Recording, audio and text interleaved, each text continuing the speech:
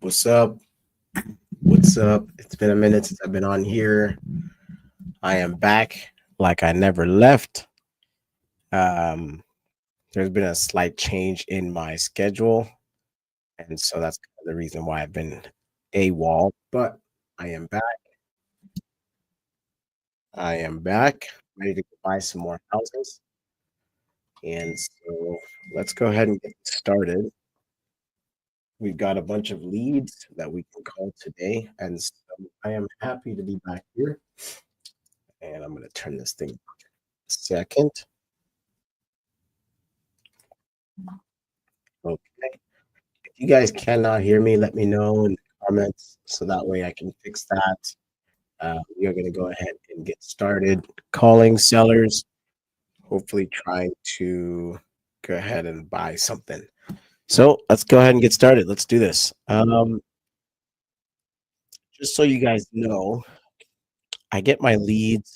Well, I have a bunch of leads using. I am using or simply to manage, and I've got a bunch of leads from all my marketing that I've done in the past. And so that's where all these leads are coming from. I think something froze because I am completely frozen out here. Yeah, I'm frozen.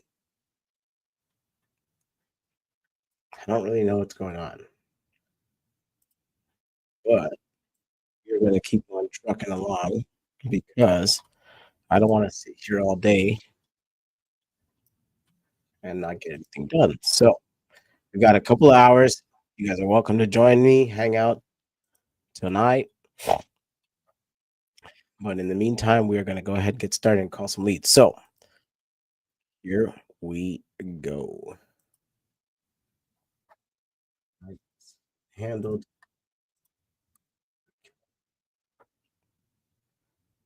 Let's go ahead and start with active leads.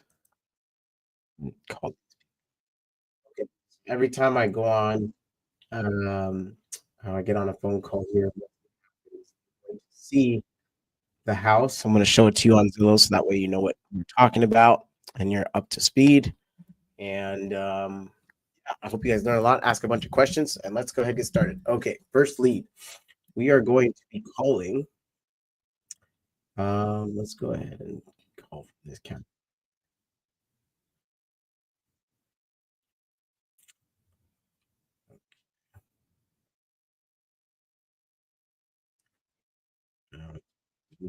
In a while.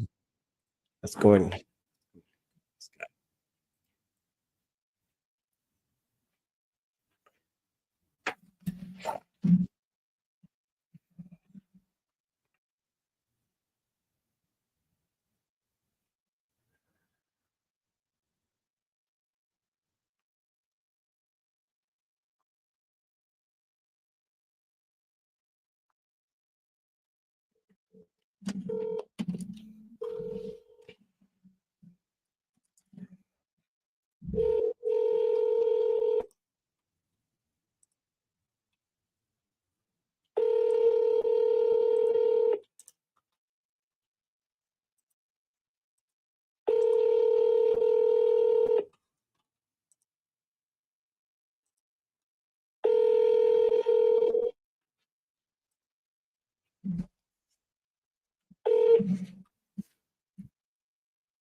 please leave your message for.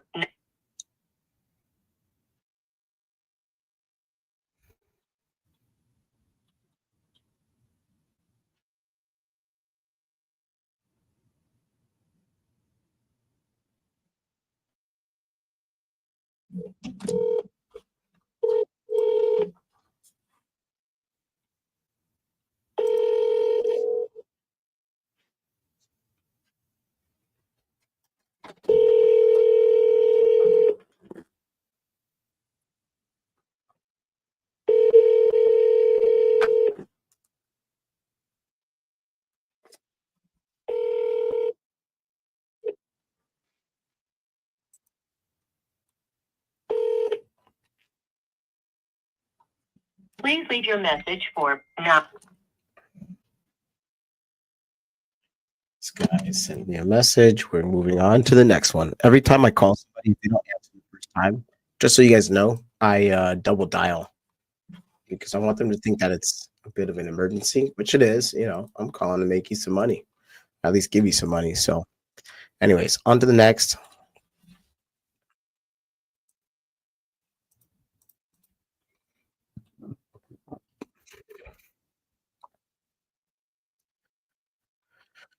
Hmm. Now, just so you guys know, I frequently talk to agents in my particular business. Um, but in this case, I am in today's live stream. I don't want to be talking to agents. I want to talk direct to sellers. I want you guys to hear me talk to these sellers. And so let's see if we can revive a couple of them, see what they got to say. All right, let's go ahead and give this person a call.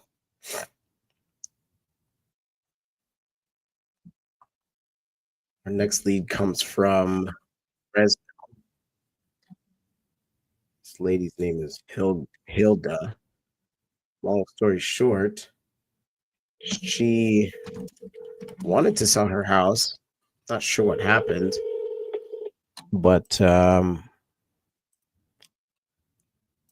we never got the chance to get it done. Hello? Hi, Hilda? Hi, Hilda. This is Eli speaking. How are you? Speak English? Habla inglés? Oh, okay. ¿Tienes una propiedad en Warren Avenue en Fresno? Sí. Oh, ¿cómo se llama tu? Ok, ¿está Jesús disponible? No. Ok. ¿Tienes el número de Jesús? No está ahorita. Él no está ahorita aquí, Ok. pero llega más tarde. Ok. Jesús, me digas que él quiere vender la propiedad en Warren Avenue. ¿Sabes? Yo le digo, no, que yo sepa, no. No está vendiéndola, pero no sé. Te puedo preguntar. Oh, ok. Entonces, Ok. gracias. Me hablas, Veamos. ok. Sí. Tú me hablas el viernes. Oh, ok. ¿Qué hora mañana? Mañana, de las 11 en adelante, 11 en la mañana. a las Ok. 11. Ok. Ok. Está bien. No sé cómo se dice. I'll put you on my calendar. Entonces, mañana darte una llamada. Ok, ok, está bien. Ok, ok, Ok, gracias. gracias. De nada. Ok. Bye. Bye.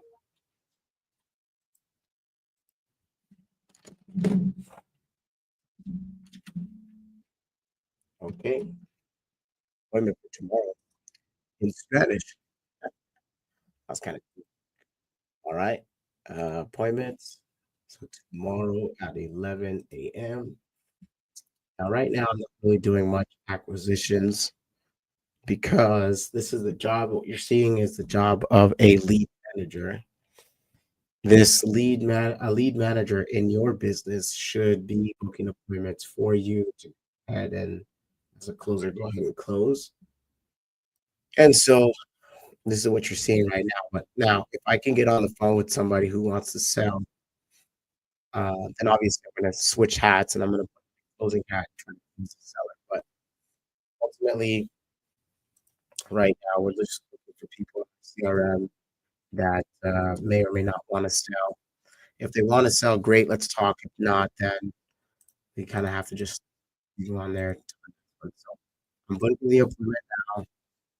Seller told me. Okay, so this is off call tomorrow at 11 a.m.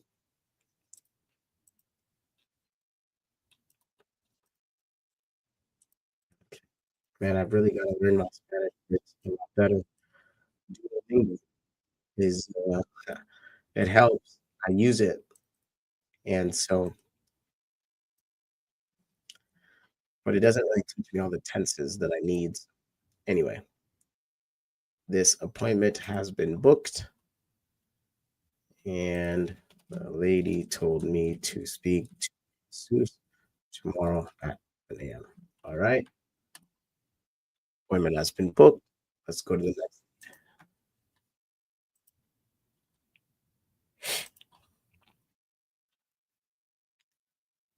All right, this person comes from Woodlake.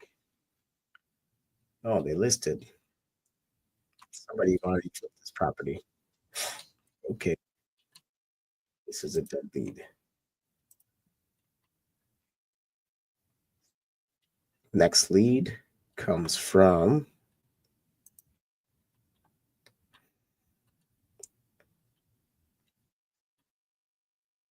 who is this? Let's see.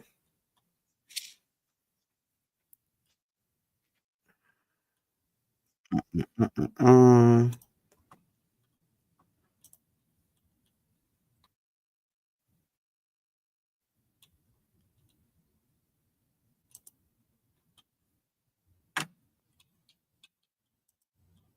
There we go. Okay. Our next lead is going to come from Stockbridge, Georgia. Actually, doesn't hurt.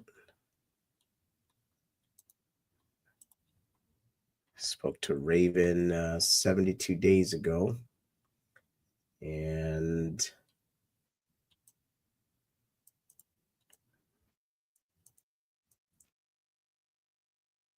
she is a wholesaler. I don't really do the wholesalers, so I'm going to go ahead and turn this off and delete her. Let's move on to the next lead. Our next lead comes from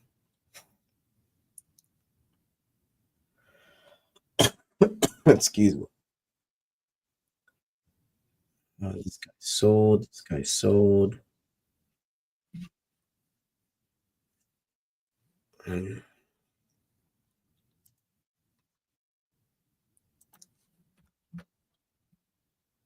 okay. Our next lead comes from Jurupa Valley. This person's name is Robin. Let's go ahead and give her a rate. Robin is a person that owns a property out in Riverside County.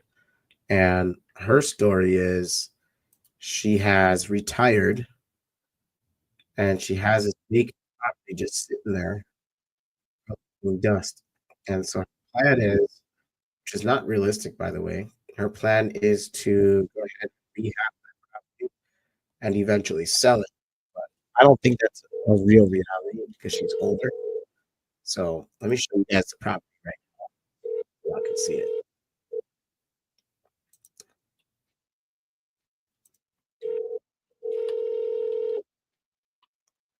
Here's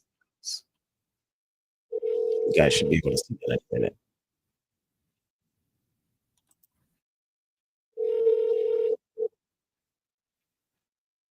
Hi, I can't talk right now, so leave me a message. Thanks. Hey, Robin, this is Eli. We spoke about a month ago about your house there on 51st Street. Just giving you a call to check in and see how your strategy with listing that property for sale by owner is coming along. Did you end up getting an offer? Are you in escrow? I'm still interested in buying it, but I want to know if there's an opportunity for sale. So if you can give me a call back at 818 404, bye.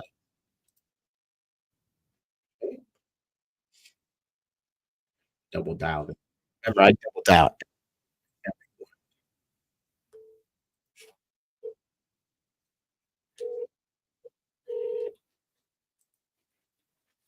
a good looking house.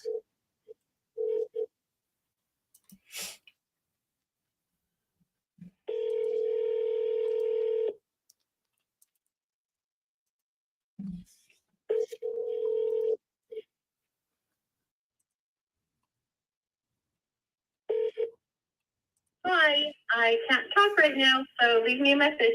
Thanks. Oh yeah, you know what? She is on the East Coast, so she's probably not going to hear that call till tomorrow. It's 8 o'clock in there already. All right, next lead comes from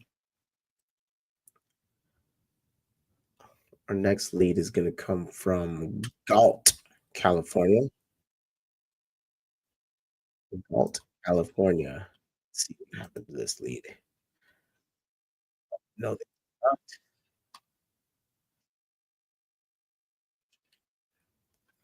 Let's give him a ring.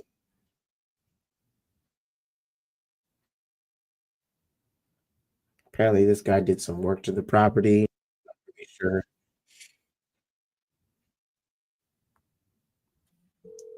So let's find out what's going on.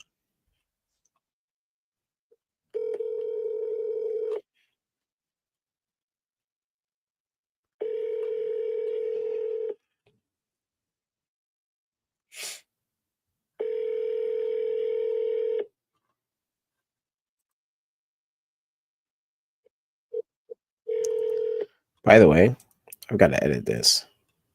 Hi, this is Matt. Call now. At the tone.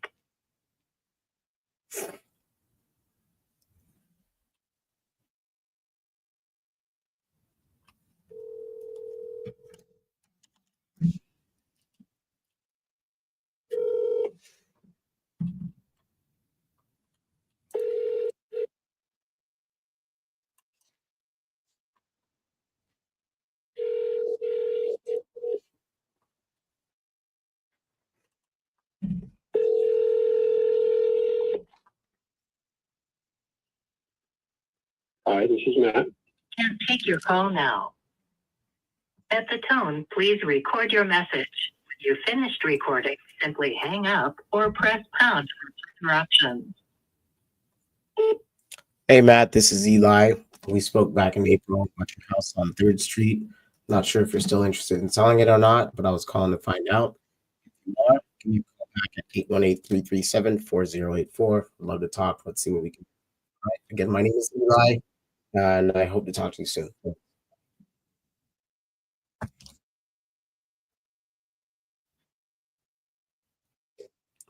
Okay, there's nothing here.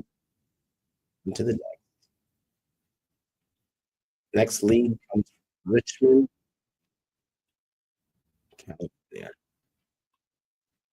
Let's see what this deal here.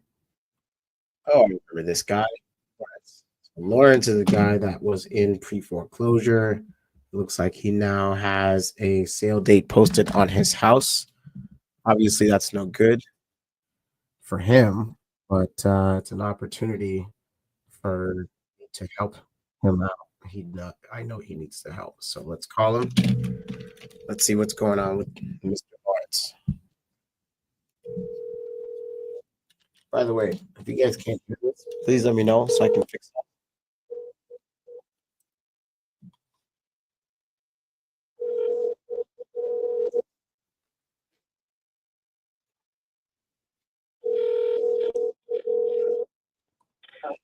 Hello. Hey, Lawrence, Yeah, what's going on, buddy? How you doing? you feel like that. What can I do for you? I don't know if you remember me. We spoke back in April about your house on I have a Dorimas. problem with my memory because of my operation. It gave me brain damage in my frontal lobe, which causes me to forget. Okay. All right. Well, my name is Eli. Spoke in April about your house on Dorimas. You told me that you were trying to save it from the auction, and it's showing up pretty much everywhere. I just got a notification that they're trying to sell. You want to cash out of it? No, I want to keep it. Okay. You can't keep it. What do you mean by that? Because I'm up 58,000 gold. Let me ask you a question. Huh? Let me ask you this: is it 58,000 to pay off the mortgage, or to just catch it up? Just to catch it up. All right. Are you still working that you can continue making the payments? I'm beginning to have an income. Okay. I shattered my spine in the end of July in 82. Mhm. Not 82, sorry. And I've been up for about 3 days. I'm in so much pain. I can't sleep. And I'm sorry to hear that. But you are starting to get an income again, right? Yes, about $3,200 a month. Is that more or less than your payment every month? My payment. Well, there's other things too besides. But that's the official things like from Social Security and renting out a room and uh,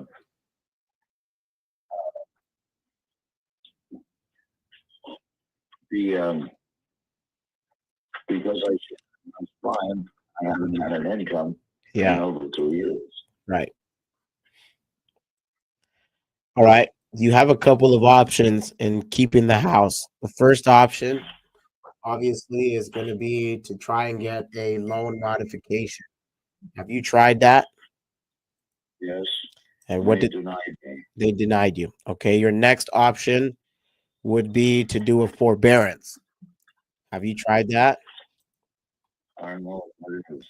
Basically, a forbearance is you don't have to make payments for a certain amount of time, but the back payments or whatever it is that you have to catch up on still continues to grow. It's just that at the end of that forbearance period, um, you don't have to pay it, and there's no damage to your credit. That is something that you have to get approved for.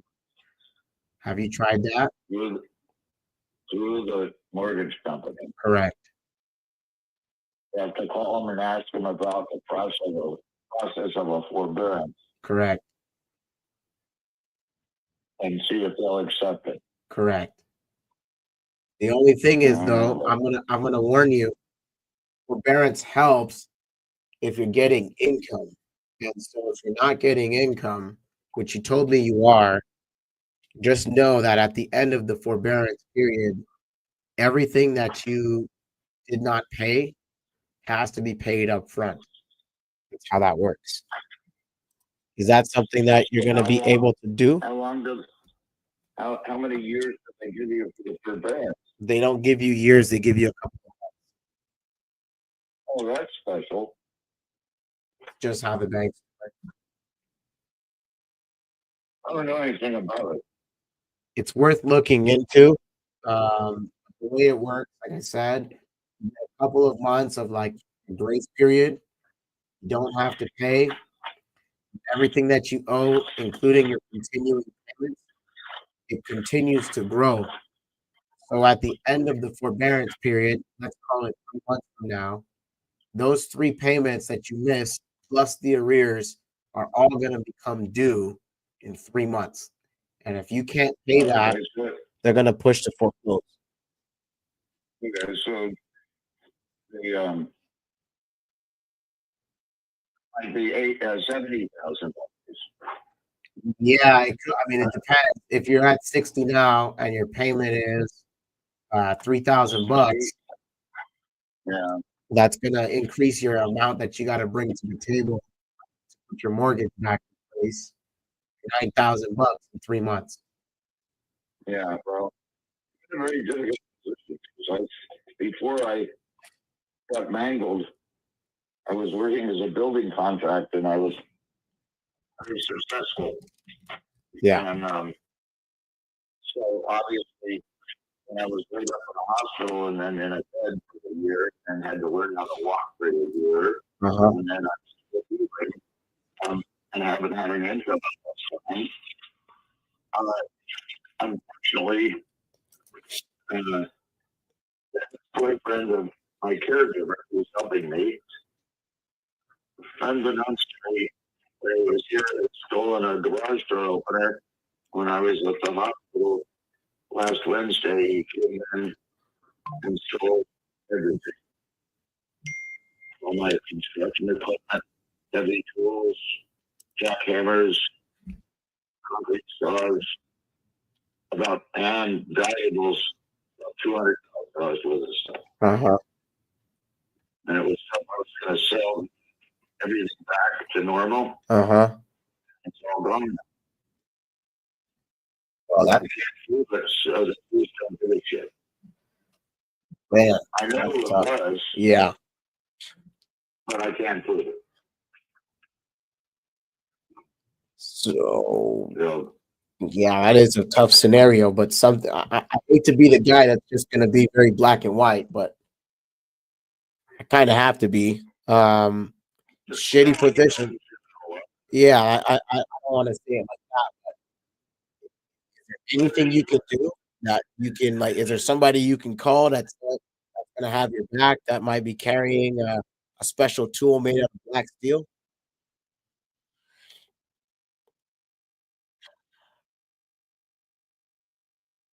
I'm not allowed to have a photo. Mm. So it sounds like there's nothing you can do. Nope. All right. So then the I mean, I have a, never mind. well, the forbearance option might not work for you then. The other thing you No, can I'm sure do, it won't, because I don't have anybody who's going to compromise. I mean, there are people who can ask, but I'm not going to. And I understand. All right. So the next thing you can do is you could do a chapter 13 bankruptcy. I already did Oh, and 2 weeks ago. We just talked on August 19th. okay. And did you get on a payment plan? I I just got an envelope with papers in it that I have to fill out and send back. Okay. So that's probably going to be the best option for you to keep the house, Lawrence. Yes. So get that paperwork done. If that option does fail, it's going to put you in a situation where you're going to be forced to sell. The other bankruptcy you can file is a Chapter 7. The difference between the two is the Chapter 7 is just going to get rid of your unsecured debt, like credit cards and stuff like that. But it's not going to help. Liens. What's that? How about liens? Probably not. It Yeah, I depends. think so. No, because the liens are secured against the house. Chapter 7 is more for unsecured debt. So all that will Don't do, have any unsecured debt. okay, so that it's not going to really do much for you, except you'll get what's called an automatic stay. That automatic stay just delays the foreclosure. And that's all it does, and it damages your credit, and you got to pay for it. So it's not really an option. I That don't being have any credit. okay, well, that being said, you got to save this thing through bankruptcy. That's the only way to do it, through Chapter 13. If that falls away and that doesn't happen, at that point you got to look at selling it. Now it looks like you don't owe too much on it. Is that right? Now I owe about $500,000. Okay. Does the house need any work?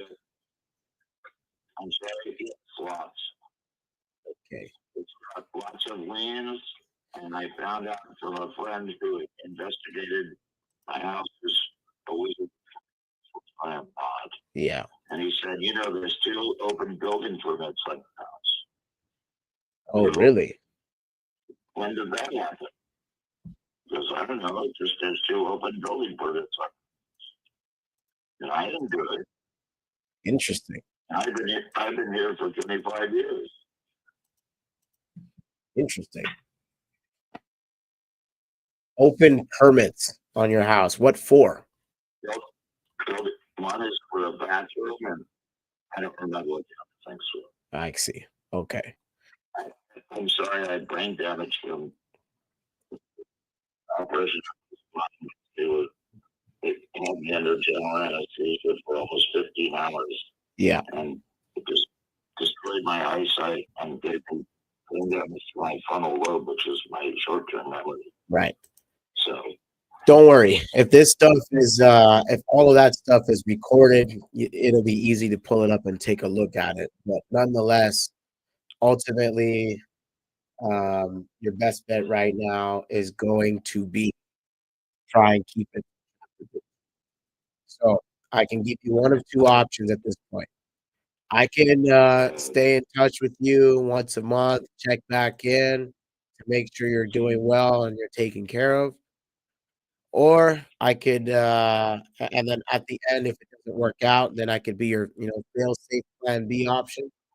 Or plan A, I stay in touch to keep the house, and I give you a worksheet to keep you out of foreclosure. Either way, there's no cost to you, and it's in the hopes that you can keep the house. very kind. I greatly appreciate What's a good email that I can send you this worksheet over? one word. Lowercase, Larry the Legend. LARRYTA.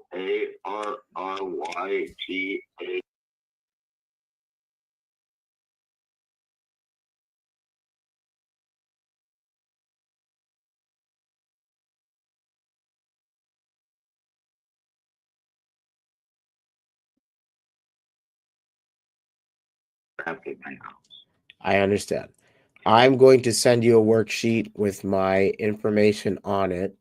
That way you could see it and use it as a point of reference. Now, what you can expect on it is it's just a flow chart that's going to show you what your options are so you don't navigate without knowing what you're headed into. As far as all the destinations on that paper, you're going to have to do your own research because everyone has access to their own resources by the internet.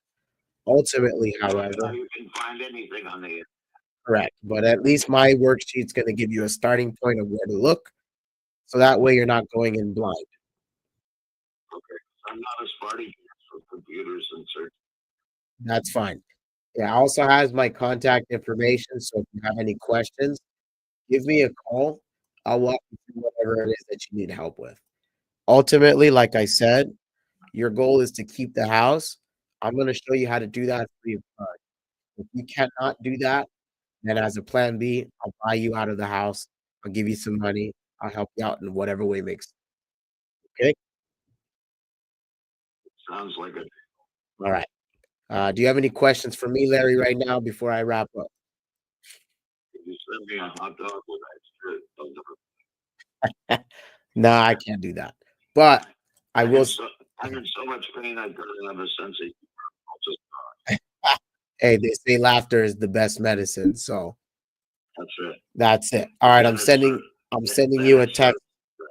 You said what? I said Bennett Search. Uh,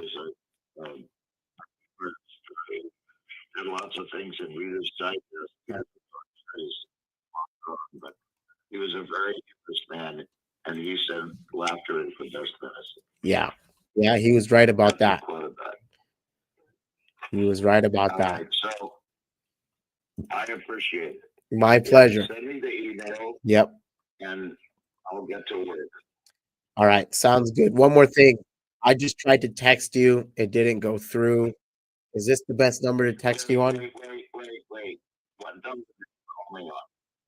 I called you on.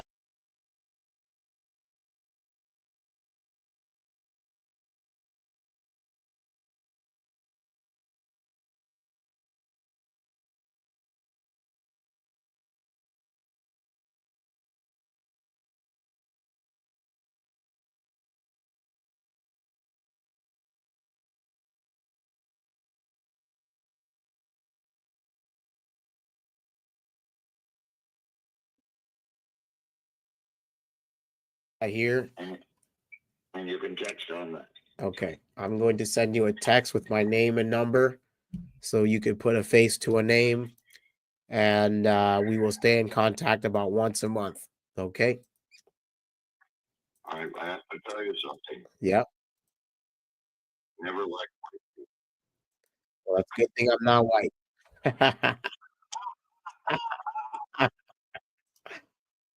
Puerto Rican. No. You know you're Puerto Rican if you have a switchblade. No, I'm not Puerto Rican either. It doesn't matter. I can care less.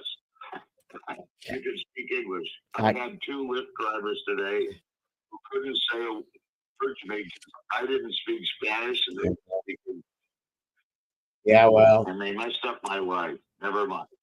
well, that story on the side. You're not dealing with a Puerto Rican, and you're not dealing with a white guy. You know what? It really doesn't matter to me as long as you're quality human. Well, I appreciate that. I'm glad you picked that up because I like to be very upfront. If I can help you, I will. If I cannot, I'll let you know. So there you go. One thing is I have a strange and warped sense of humor, but my mother raised me to be a gentleman, and far too many people stabbed me in the back. I've lost almost $3 million from trusted people. That's why I'm in the position that I am today. Well, the good thing about me is the following. I'm going to do all this stuff free of charge. I'm going to earn your business that way. I'm not going to ask you for anything up front. If I'm not worth your time, you let me know. If I am, we'll do a deal. Okay. Well, my business, and, I haven't been able to do it for over 3 years, so Mm-hmm. That's all right. and before that, I lost about 3 or 4 months of my life with a. I got a COVID. What do you call it? A variation of the virus that was so deadly. They'd never seen it before, and they put me in an isolation ward that was what they call negative pressures, so no air came in or went out from outside. Yeah. And everybody who came in had to go in a first room, put on moon suits, come in and see me. And Wow. I must be special because I've had COVID probably 10 times. Wow. You had COVID Like 10 times? Yes, I'm a magnet for it. Wow. And you're still kicking. Kudos to you. I came from a really good gene pool. I've almost died, or actually, I've died 33 times. Holy. One of my clients asked me to count, but from long, because I remember everything from the past, just my short-term memory is crap. Especially, like, I walk into a room and I go, I know that I come in here. It's very annoying. And but after my operation, my short-term memory was trash. And the surgeon said you'll probably come back because that's what your brain works. They just do, because there's so many parts of your brain you don't even use. So you find new pathways to do it. And actually, over 2.5 years, it pretty much came back completely. But I still have another 2 years to heal because it was such a horrible invasive operation. Yeah. They cut me open like a fish and, sliced me open, everything, and moved it out of the way, took my vertebrae out of my spine and fixed them. Wow. Insane. It was pretty ugly. That's why it took so long.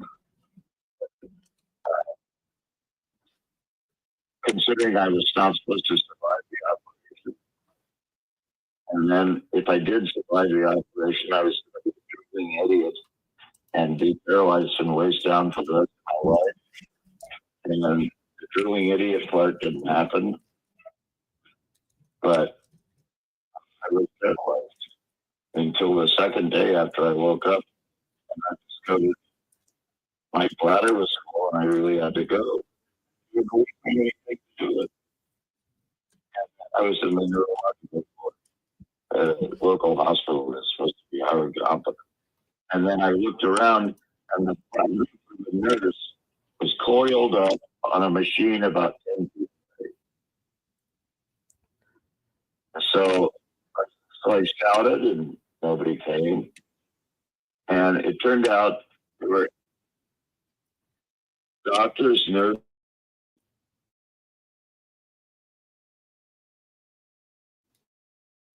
Wow. So they didn't hear me. And I very carefully slid down the bed, lowered the gate on the side, and then went to the end and slid off and put my feet on the floor and grabbed the railing on the end and stood up to see if I could stabilize. Mm-hmm. And then I couldn't walk. So I was shuffling over to the bathroom. I didn't realize there was a camera mounted way up high on the ceiling. So somebody was one of the goof-offs saw me on the monitor. And so there's all this screaming and shouting. I wish I had video of it because it would have been stunning on YouTube. All 8 people went we're all shouting at the same time different things. Mm-hmm. Get back in the bed. No, you're paralyzed. Wait, don't move. Wait, you're paralyzed. Get back in the bed. Huh. They were all shouting. So I had to turn around. So as I mentioned law enforcement, I have a loud voice. I protect my voice through a megaphone. So I shouted at them, be quiet. I wanted to say something naughty. My mother raised me properly. So they all stood there with their mouths open and their eyes because you know, I didn't know I was supposed to be there. Lady doctor came over, put her hand on me out very gently and said, "Mr. Hanson, you're supposed to be paralyzed." I said, "I got pee. Could I please go to the bathroom?" And I said, "You didn't leave me anything? There's a button over there for the nurse. You guys will do it off. Could I please go to the bathroom?" I'll do it. I said, "Do you want to watch too?" To be naughty a little bit. You know, beautiful. I said, "Well, I don't want." So, but it's been a happy process, but it's not over. So the fact that you really helping, I greatly appreciate it. It's my pleasure. I just sent over an email now. You should have it in your inbox.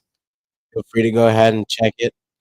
And I'm here if you need me. I also sent you a text message with all of my contact information, including my website. So you need me, you've got a friend on this side of the phone, okay? You too. Talk to you soon. Okay.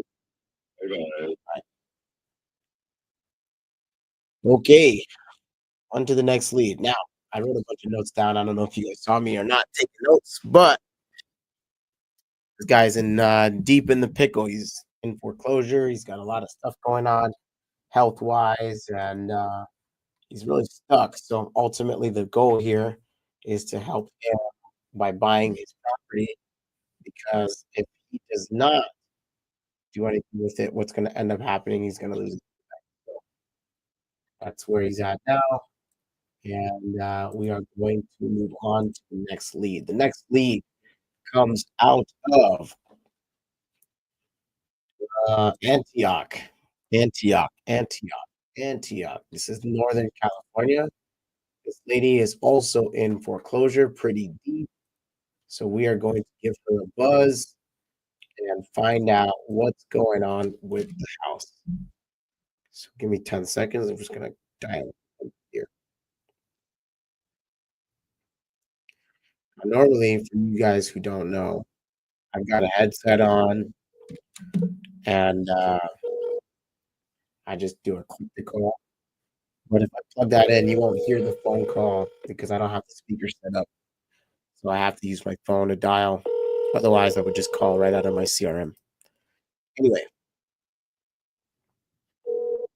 next lead.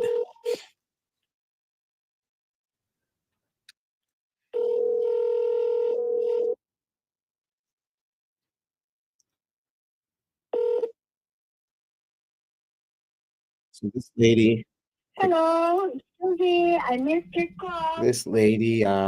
big backstory on her. She is a nurse. The property's way too big for her, and it needs a bunch of work. And she's also behind on payments. I think somebody in her family passed away. That ended up happening, and so now she's kind of. So I have her on a follow up sequence in my system. So if she doesn't answer, that's okay. I'll let the system do its job, and we're gonna move on to the next week.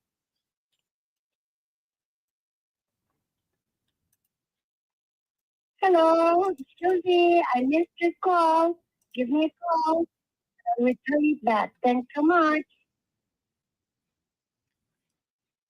Sorry, mailbox is full. To send an SMS. Okay, I've already sent her a text. Now we are moving on to the next. Our next lead comes out of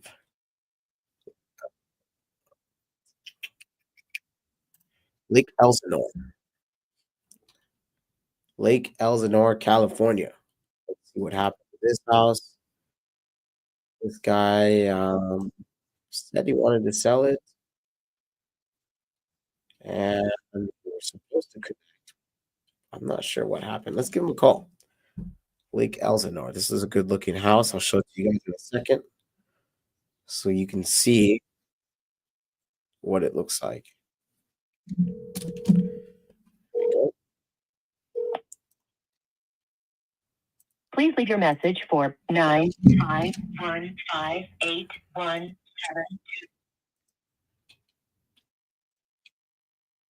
Let's call this guy back.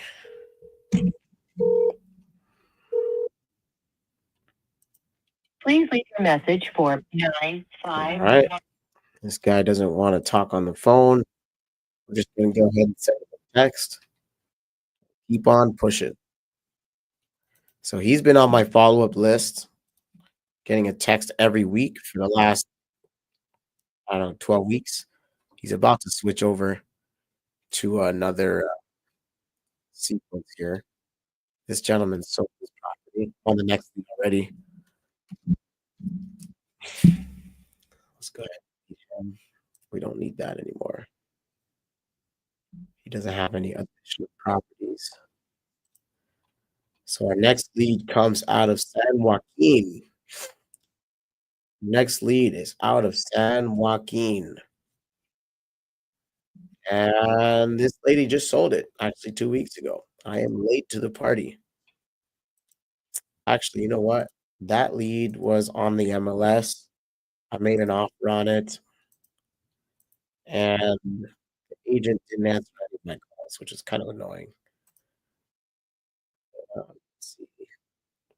Next lead comes out of Fresno. Show you guys what this one looks like. And they took it off the market. This is also listed with the agent. I'm going to move on from this one.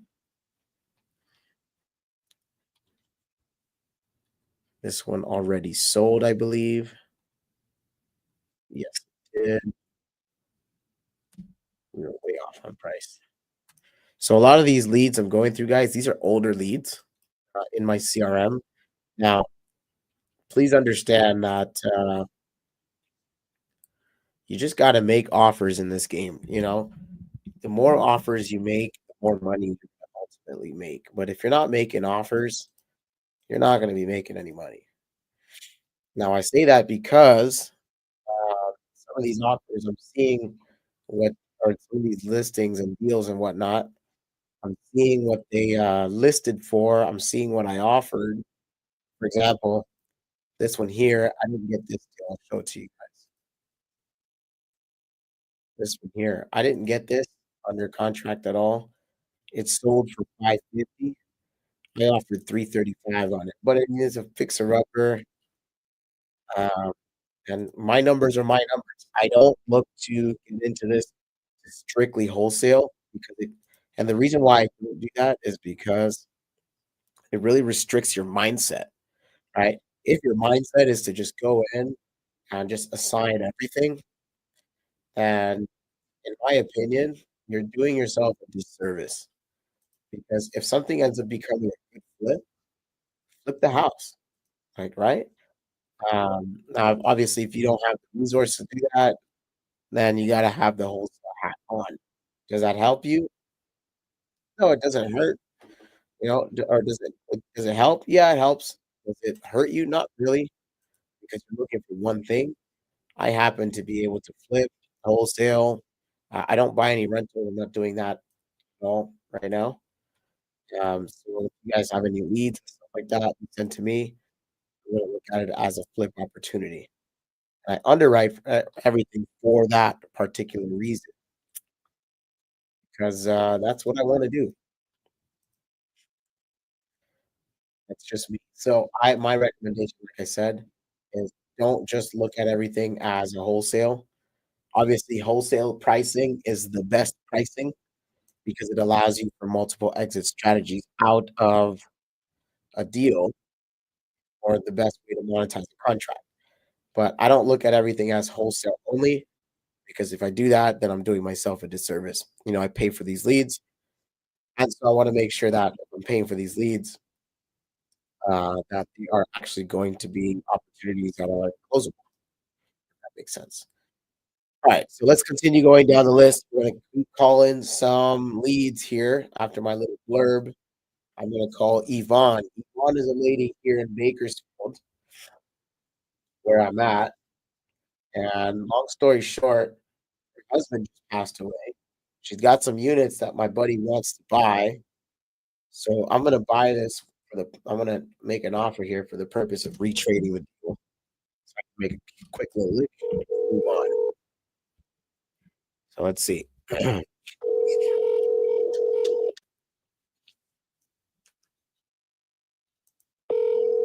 show you guys what this property looks like. It might look funky, Your but that's call has okay. been forwarded to voicemail. Trying to reach is not available.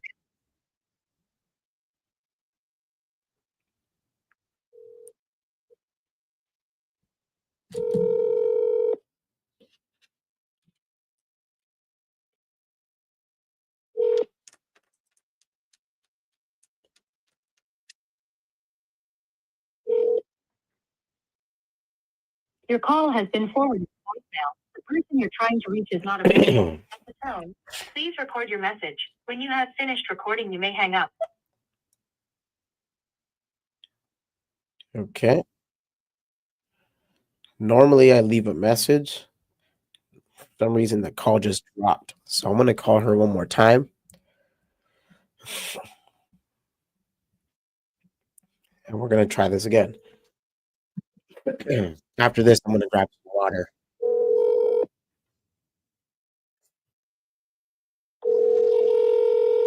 Spoke to her back in June. Hello? Hi, Yvonne. Yolanda? Oh, I thought this was the number for Yvonne. No, you have the wrong number. I apologize. You guys are the ones that own those units on 18th, though, right? Right. Okay. I believe you and I spoke, or maybe I spoke to Yvonne. I don't quite remember, but this was back in June this year, and the conversation was that the other gentleman passed away, and you got the time that I called, we're just getting ready to have your funeral proceedings, and I told you I would call back around this time. My name is Eli, and I wanted to know if there was an opportunity to talk this evening about purchasing those units. You told me, or someone told me, you guys were looking to downsize since you passed. Well, I right now I'm with my bookkeeper and my attorney, Okay. and we're trying to assess everything, and all of those have to be. I was told that I should have all my properties reassessed, Mhm. and so I'm not interested right now. I have way too much on my plate. I understand. I'm in partners with my brother-in-law on a couple of things, and Yeah. so it's just I can't. Like I said, just give me a call back in a couple of months. Right now, I don't even know, who's on first or we're second. Sure. Yeah, I didn't want to come off as super high pressure like most people would. I just wanted to keep the conversation going from the first one that we had. And I understand that after a passing, there's a lot of things that needs to be done. But that, real estate and business aside, are you doing okay? Is everything okay? Yes, that's the only bad thing is keeping me so busy, and my granddaughter, that's also going on all at the same time. In October, she's getting married, so I'm hoping to take a breather after October. Yeah, Right now, I'm having all of the properties that that tax purposes and for the family trust. So for sure. Okay, well, congrats to your daughter for getting married. That's awesome that she's doing that in the my backyard. daughter, my granddaughter. Your granddaughter, I apologize. Right, no problem. Yeah, that's amazing. Congratulations to her. You said after October would be more appropriate, it sounds like, to have a Maybe conversation. October the 4th, and right after the 1st of October, to have everything wrapped up. Hopefully, I'm not making any promises, but we'll see. I understand. Look, I don't want to be in your hair this evening. I know I'm calling out of the blue again, but like I said, my goal was just to keep the conversation going. When it comes down time for you to be able to talk business, I would just like an opportunity to have a conversation and put my best foot forward. If it doesn't work Okay, out, then it doesn't work out. But then if it does, then that's good for all of us. right. And then we're thinking about some of our.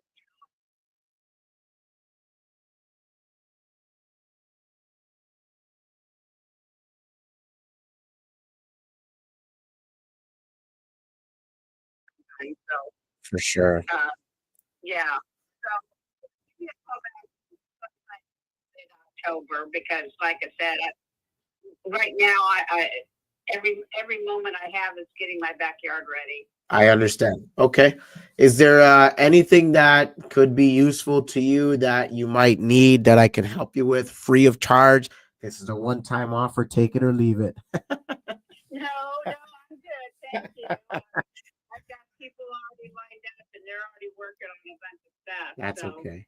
I'm pretty set right now. That's fine. And you said your name was Wanda? No, Yolanda. Oh my goodness. I apologize. I'm so sorry. Oh, okay. I'm surprised I didn't get cursed out. no, you're fine because they always do that. So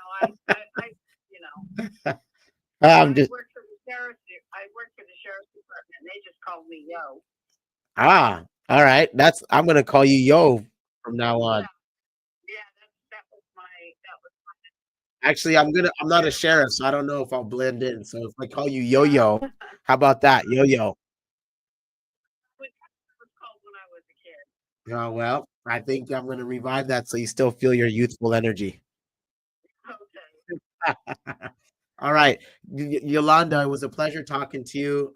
This is nobody else answers this phone number, correct? It's just you. Just me because this is my husband's phone. Got it. All right. So I'm gonna make sure that I save your name. I don't want to call you the wrong name anymore. Please forgive me. And we will reconnect uh, after the first in October. I'll give you a chance to get everything you need to get done out of the way. Little 2 cents about me. I own and I've transacted a lot of properties in the Westchester neighborhood. My first one was on C Street, C and 18th, right behind the dance studio. And then I've done a few other deals there in that little pocket of town. So I'm primarily looking for myself. I'm not looking to represent or do the listing thing. If you want to do that, that's cool. But my approach is more, hey, I'm the quick and easy cash guy that can kind of just look at things as the way it is and then cash you out for it. So No problem. we'll talk about that in more detail later on. I just wanted to make sure that that was clear. Okay, thank you. All right, yo. It was a pleasure. This is Eli. I'll talk to you soon. Okay. All Bye-bye right. now. Bye-bye. Have a good night. You too. Bye. All right. That was a good lead. Good conversation. And in the meantime, another lead that I've been desperately trying to get in touch with called me. Let's go. Let's go. Hi, this is Suzanne. Leave your name and number, and I'll get back to you as soon as I can. Thanks. Suzanne. She goes straight to voicemail.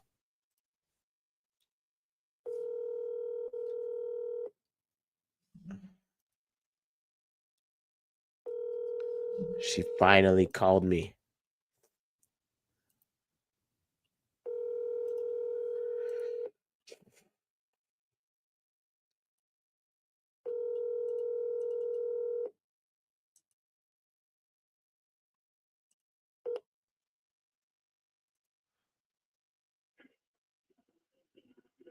Hi, this is Suzanne.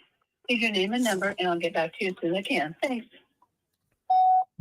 Hey, Suzanne, this is Eli calling you back. I just saw your missed call, and I wanted to call you back. When you get this, please give me a call at 661-615-9199. We're officially in a game of phone tag and tag you're it. So call me when you get this. Thank you. Bye-bye.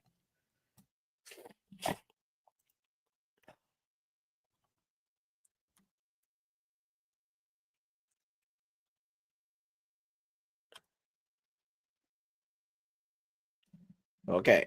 All right. I've got to fix something on my phone here because my live videos, when I get off them,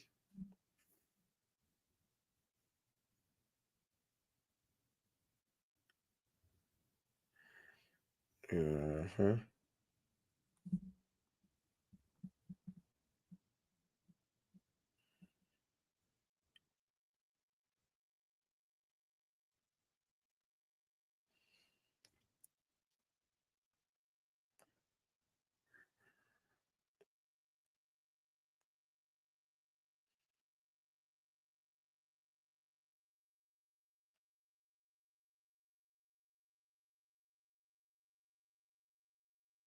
All right.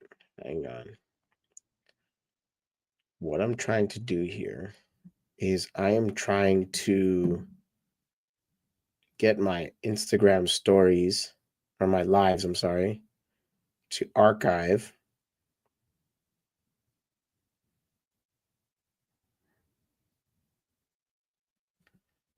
Save live to archive. Okay. On, I don't know why that would happen.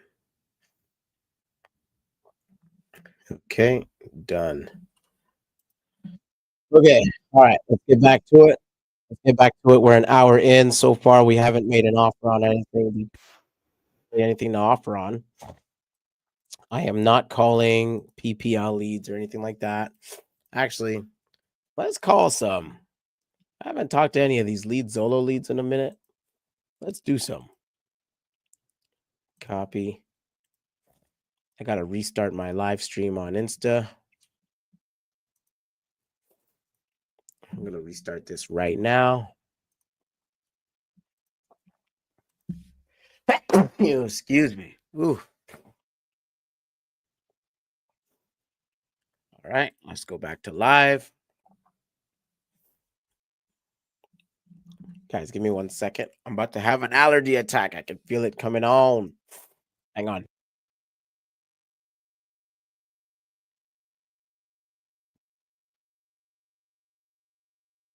Get back to this. We are going to call some leads out of, excuse me. All All right, I'll be right back. One sec.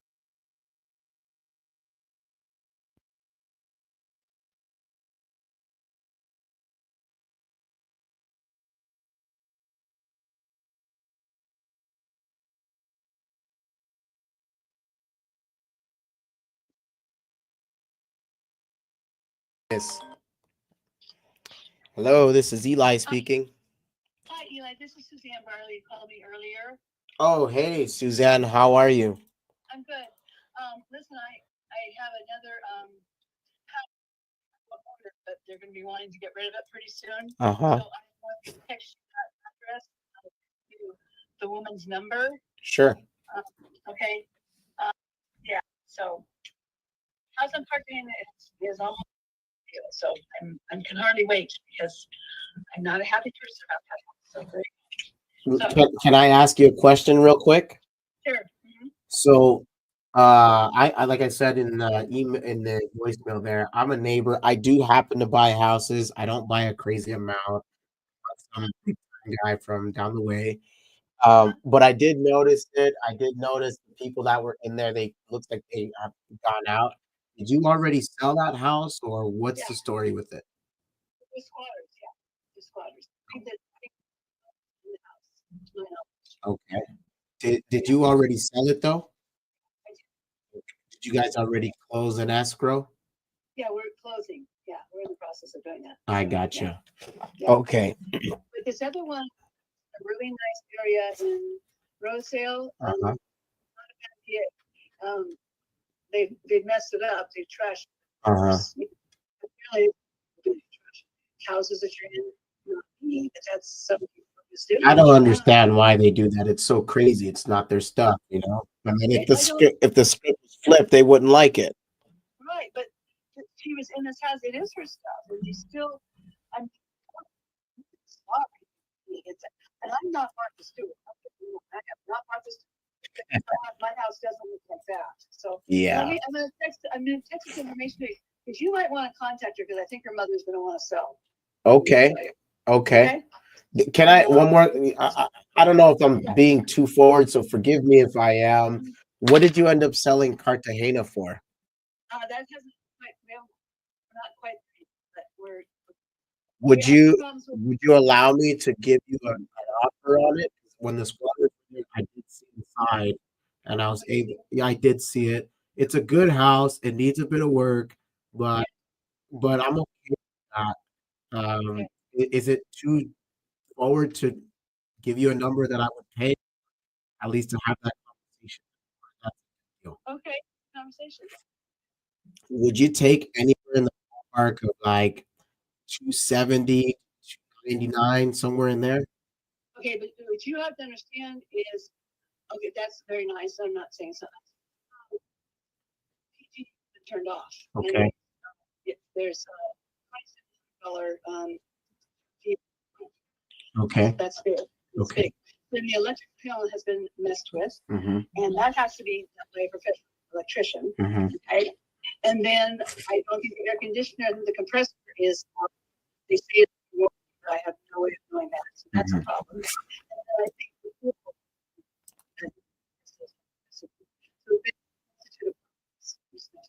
Yeah. Let me think about it. Let me think about it. I'll get back to you. But this other house, you might consider it.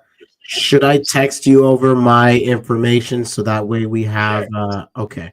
And the other thing is there any like I don't know, you tell me. I'm Are you okay if I check in with you maybe once a week to find out what's going on? All right, sounds good. Text me the Rosedale house. I'll take a look, and then we'll touch base in about a week's time about Cartagena. Okay. Okay, thanks. Okay, bye-bye. All right. Thanks for calling me back. All right, Cody, you're gonna be a happy camper dog.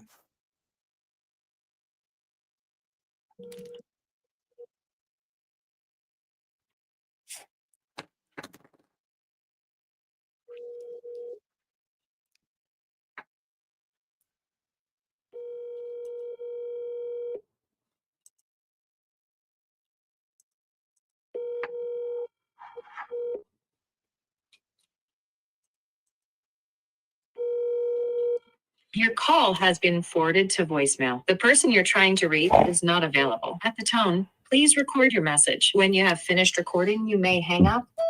Cody, just wanted to let you know that Suzanne just called me. I gave the number. Uh, I was on the phone with the seller. all good. Yeah, Suzanne just called me, bro. So she sold the house, bro. She said I'm in the process of selling the house. And I didn't want to name drop you because I feel like she would then automatically shut me down. But she told me she had another house in Rosedale, which is closer to me, that she wanted to sell. Look, I'll look at both of them, but I'm not like some rich guy. I'm just a normal guy that does like one or two of these a year, and I'm a neighbor. I took that approach. And so she's like, yeah. It's okay if you follow up with me once a week, but we're kind of close to getting a number on the house, putting it in, getting ready to close on it. So I'm like, oh, okay. Well, is it inappropriate for me to follow up once a week until you guys close? I want to, establish a good relationship. And she's like, yeah, that's cool. That's cool. Send me your stuff. I'm like, all right, cool. So I'll send it. But I wanted you to know that, hey, we got in contact just now. Got it. Okay. So I think you guys should not let up. Like, Let up on calling her? yeah, don't let up, bro. Okay.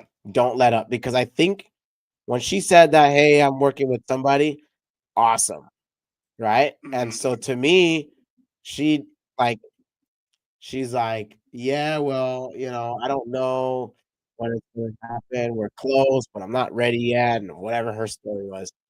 So Yeah. to me, it sounds like you guys are still in first place. Oh, So just don't let up. Whatever you do, don't let up. I'm on it too. So just stay there. Don't go anywhere. okay. Fair enough. All right. Yeah. All right, bro. I appreciate you. Yeah, no problem, bro. My pleasure. Thanks. All right. Talk soon. All right. Bye. All right. Let's call our next lead. Our next lead comes out of Floriston, California. I don't even know where that is. She's got a 530 number. That's going to be north. Excuse me. And then I've got to write some notes in for all these addresses here. Oh, man, this is listed. Hello? Hi, is Jessica there? This is. Hi, Jessica. Eli speaking. How are you? I'm good. How are you? I'm good. Thanks for asking. I'm calling because you submitted some information on our website about sell a house on Spruce Street. Do you recall? Yeah. Okay. Am I calling you at a bad time to discuss? All right. So, my goal is to make you an offer to buy that property on this call. I'm just going to ask you some questions to make sure that the house fits for us and our situations align. If it does, then I will have an offer for you. If not, then I'll just give you the best option. Okay. All right. Now, before we begin, there's important information you're going to want to write down. Do you happen to have a paper with you? Yes. Okay. Let me know when you're ready. I'll give you all my stuff.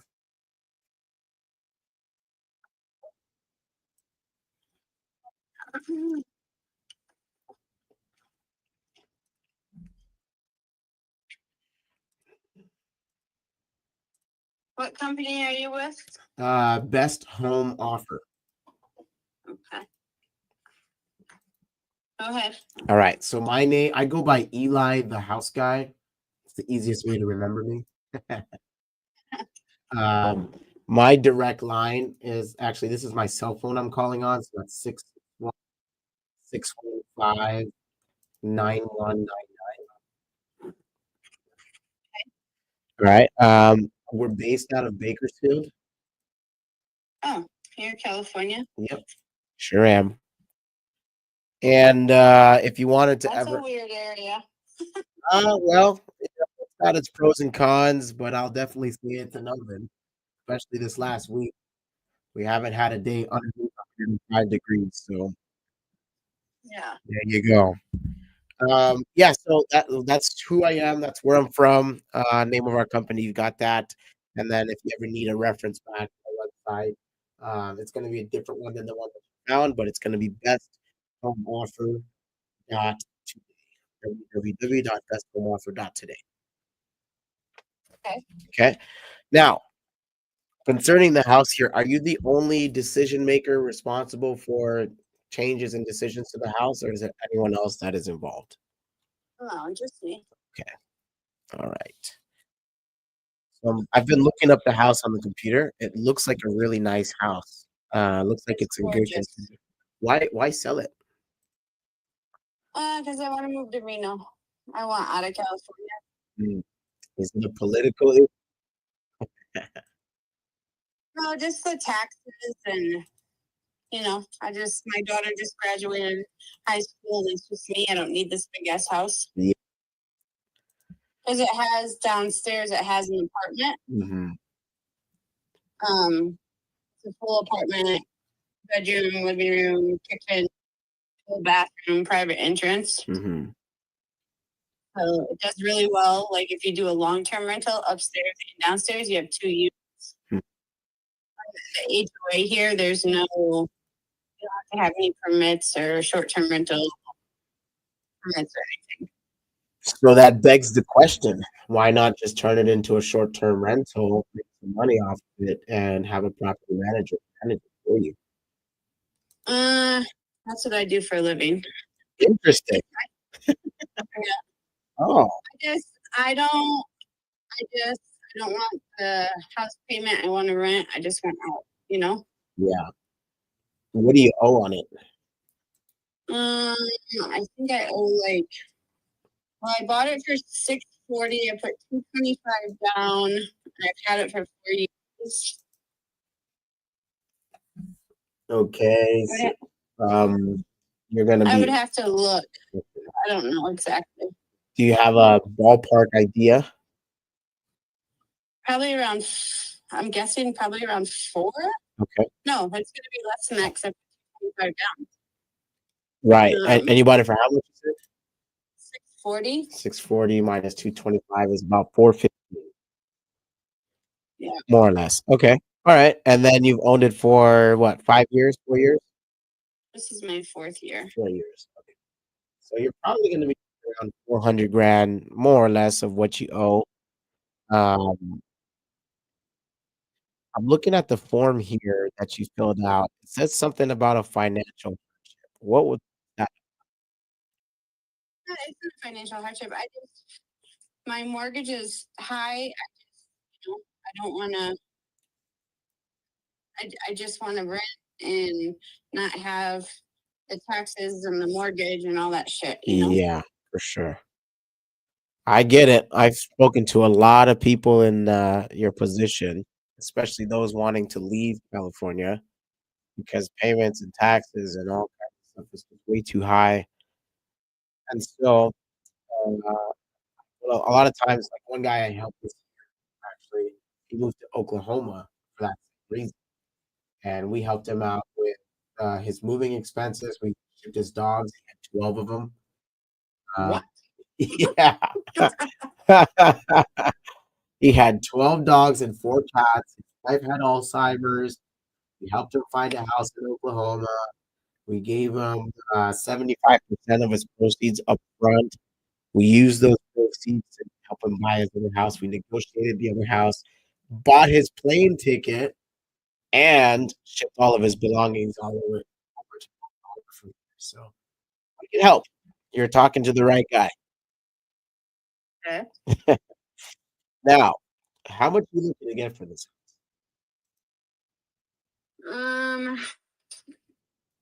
At least 600. Okay. You're listed on the market. What kind of offers have you received so far?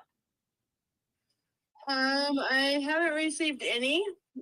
I had it listed at $699, and I lowered it to $670, and now I'm down to $660. Mm-hmm. I showed it yesterday. But yeah, I'm looking for at least 600. All right. I'm going to ask you this question. It might come off as a bit rude, but don't take it that way. I'm just trying to get to the bottom of things quickly. Why not just lower it to 6 on the market?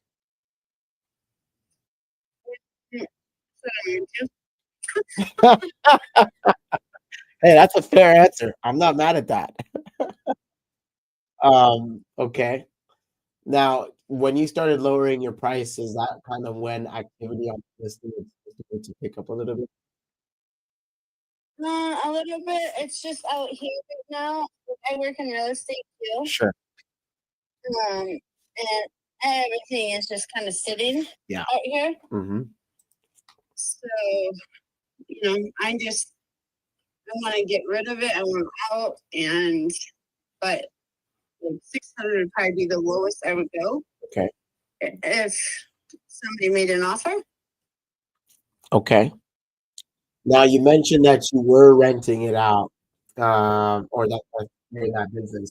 How much do you suspect that you could get from a long-term rent before I dig into all this stuff? How much can I get for long-term rent? How much can I get for short-term rent? And what is your monthly payment? Your monthly payment is $4,900. Oh, Yeah. that is high. Yeah. But that Okay. includes, you got to remember out here, we have the fucking fire insurance. That's true. So you have fire insurance, plus you have the whole dwelling insurance, which is, $1,500 a month too. But I'm going to make a phone call tomorrow because my agent, my realtor, she found a guy that said that my insurance would be like half of what I'm paying right now. So I'm going to make a phone call about that. Long term, I could probably get 3,500 Okay. plus utilities. And then downstairs, I've been Airbnb-ing it because there's no restrictions here, and I get like $150 a night. What kind of occupancy rate do you get on that? Once there, it's full nonstop because you just get on the highway and go to the steam store. You don't have to deal with all the traffic in town. Summer, right now I have it off of Airbnb just because I've had family in town and stuff. But summer I rent, I don't know, 3 weeks, 2.5 weeks out of the month. Mm-hmm. So it's decent, 2.5 weeks is about 50%. So we can call that about 70 to $75 a night times 30 days. And that'll be your but rough. like if whoever buys this house, like I keep telling, like it would be a gold mine for somebody to buy it because you could rent upstairs and downstairs 2 units because it's 2 entrances, right? Yeah. So you could rent downstairs for $1,800, $1,900, upstairs for $3,500, just because the market up here is so high. Right. But like I showed it yesterday for a long-term rental. They want the whole house, but they don't want to pay more than $3,200. Well, I can't do that. We'll lose money. You mean 320,000? What do you mean by 3,200? They want to pay $3,200 a month, $3,200. Like to rent the whole house. Oh, yeah, that's your payments less is more than that. That doesn't make any sense. Exactly. Right. So, not much. They're like, well, like in Truckee, I'm 10 minutes from Truckee, California, and people like Truckee right now. You got a 4-bedroom house. It's going for $7,000 a month. But locals can't afford to live in Truckee. Right. It's out of control. But like I said, I listed it at $3,500 for the whole house, plus utilities. And you're like, well, we can only do 32. I can't do that. I mean, there's no point in that for me. So 3,500 plus utility, that covers the entire payment, including HOA and everything else?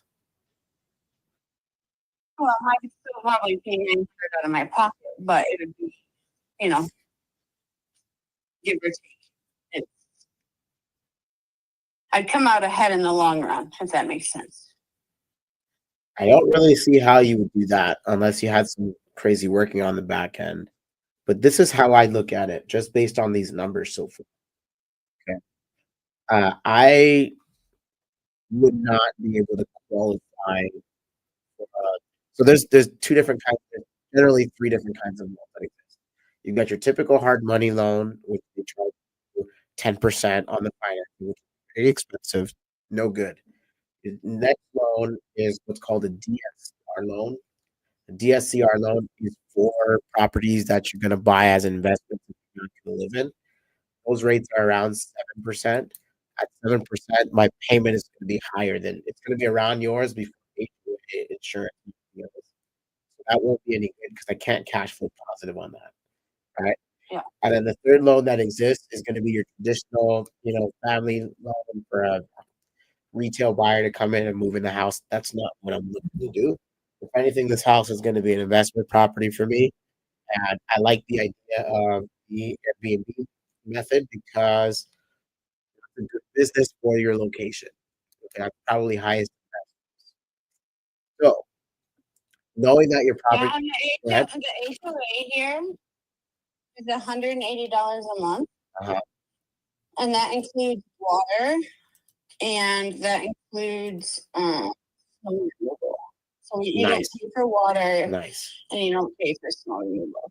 Write that down. So no snow removal and or water. Yeah.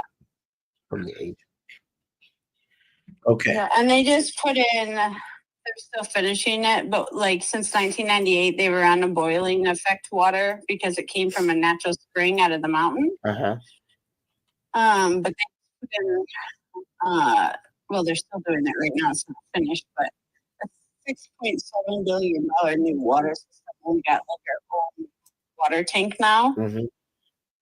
so it's filtered, and I'm just saying that's all new. They put all new piping in from the road, from the house to the road, because so this area of Floriston, these houses were built for the paper mill back in the day. Right. So this was built, I think, in 1902, Mm-hmm. my house. And then we gutted it down to the walls, all new electric, new roof, remodeled it, put new furnace, new hot water heater. So everything is like 4 years old, Nice. So it's all spanking new. Like, Are you planning on selling it with all the furniture and everything that's in there, or taking anything out? I will take a couple pieces, but that's negotiable. Okay. It's set up, like for the right person who want to come in and do it for a short-term rental or VRBO. Mm-hmm. It's in perfect condition for that. Okay. I have a bit of a unique proposal, and this isn't to discuss final numbers or anything like that, but I just kind of want to see if there's any avenue that we can explore. What if I gave you the 600,000 you're asking for, but we worked out some kind of deal where I can just give you some money in order for you to move, get the rental that you want, so I can make some money off of the Airbnb, and then when the rates drop, I would refinance and pay. So you give me 600,000, and then So we would do a sale. We'd do a sale for the purchase price of the 600 that you're asking, but instead of giving you all of that up front, because you probably have what's your interest rate on your mortgage right now? Is I it think really it's high? 5. No, I think it's 5.2 or 5.3. Okay. Right now, if I go out and get a loan, yeah, 7. That's Right. gonna absolutely kill the cash flow, and it makes no sense. Unless I Right. come in with a really low ball offer, which you're probably not gonna want. I'll say no. Okay. So So if I can come in and take over the payments, give you some money to move, let me keep this interest rate until the rates drop. That way it frees up some equity and I have the opportunity to refinance and then pay you out, down the line. Could a deal like that work if I gave you the money to move? So you can get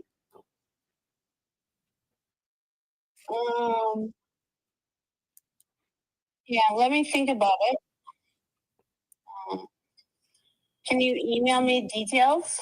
I can't yet because I want to know if this is something that you would even consider. Well, I would consider it, but how much cash would you give me to start? That's a great question. How much do you need in order to move?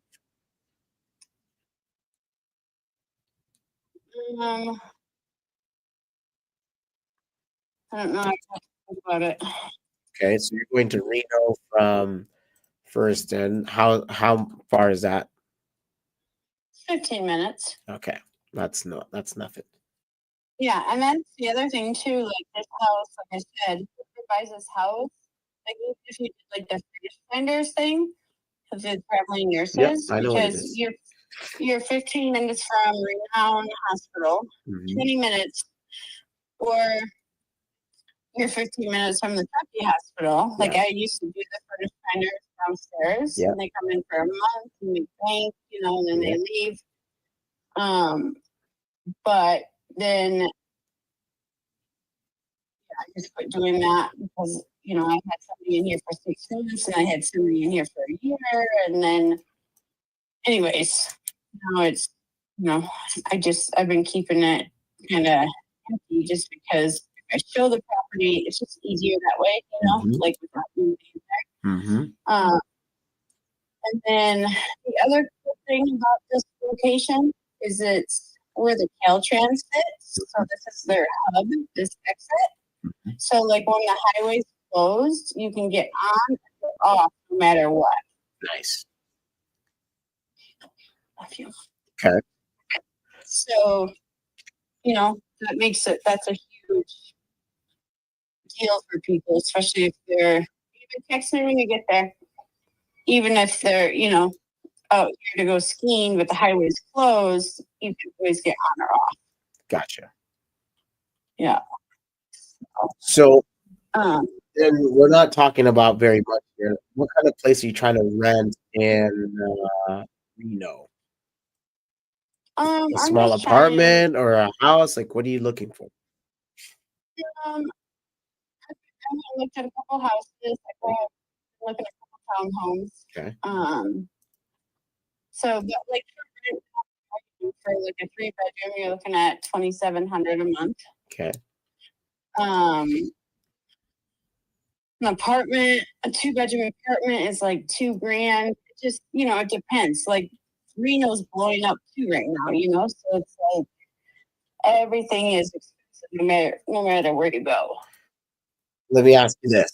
So there's only so if your income from the top is 3,500, and the bottom on average, like if I average it out for the year, is about 2,100. That creates $5,600 in income before management and everything else. Your payment is $4,900, which is a difference of $700. Okay, it's not very much to be playing around with in terms of cash flow, right? That's not really super sexy. And so my question is, if you go and get this house, are you going to still have income to be able to pay your own rent, or are you expecting it out of the sale of this house? I was going to, the sale of the house. I was going to put a bunch of cash away. Okay. And use it, and then pay off some credit cards and that kind of shit. Yep. I actually I have a property management company, an interior design company, and I have a very large housekeeping company. Oh, you're rich, Jessica. No, I'm not. I'm not rich. I wish. I work with realtors, and when I say interior design, like when a house is on the market, actually, Yeah. It's a good business. um, It's a great business. and then I was a school teacher, and I quit teaching and started a cleaning company with 8 houses 14 years ago, and now I have about 300 to 400 that I do on a regular basis. Um, and then I am a co-host for Airbnb. I have about 175 that I manage in that, area. So, I mean, I have money. It's just like with what I do for work, I don't get a regular paycheck. I get it. Like I get it. money comes and goes, and all of a sudden it's like $500 or $5,000. It's like, fuck, this is getting ridiculous, So, okay, let me So think about this. this is my thought. This is my thought. Okay. We would need to figure out how much money you need in order to move. Okay.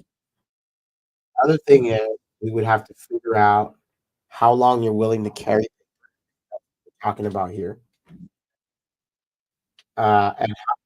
So how much you're going to carry is going to be the difference between our down payment, obviously, and then how long you're willing to do that. Now, typically, I want to give the market a chance to breathe. I don't want to put myself in a situation where I have to pay you off too soon and there's no equity. Then I got to take money out of my pocket because I could have just bought the house. I could buy any house. I want the deal to pay for itself. So if I can have a minimum of 36 months, that's kind of typically. Most of the stuff that I do like this is 60 months, a total of 5 years. But in that 5 years' time, I'm paying down the principal so much that it's creating all this equity that when I go to refinance you out, what ends up happening is you get paid in full and I have no issues. Does that make sense? Yeah. So, since we have those 3 blanks, let's kind of put let's make something tentative. Like, you're the seller here, right? You get to dictate the terms since I'm asking you for something creative. So tell me, you need what, 10,000 to move, 20,000 to move? What does that number look like in your opinion?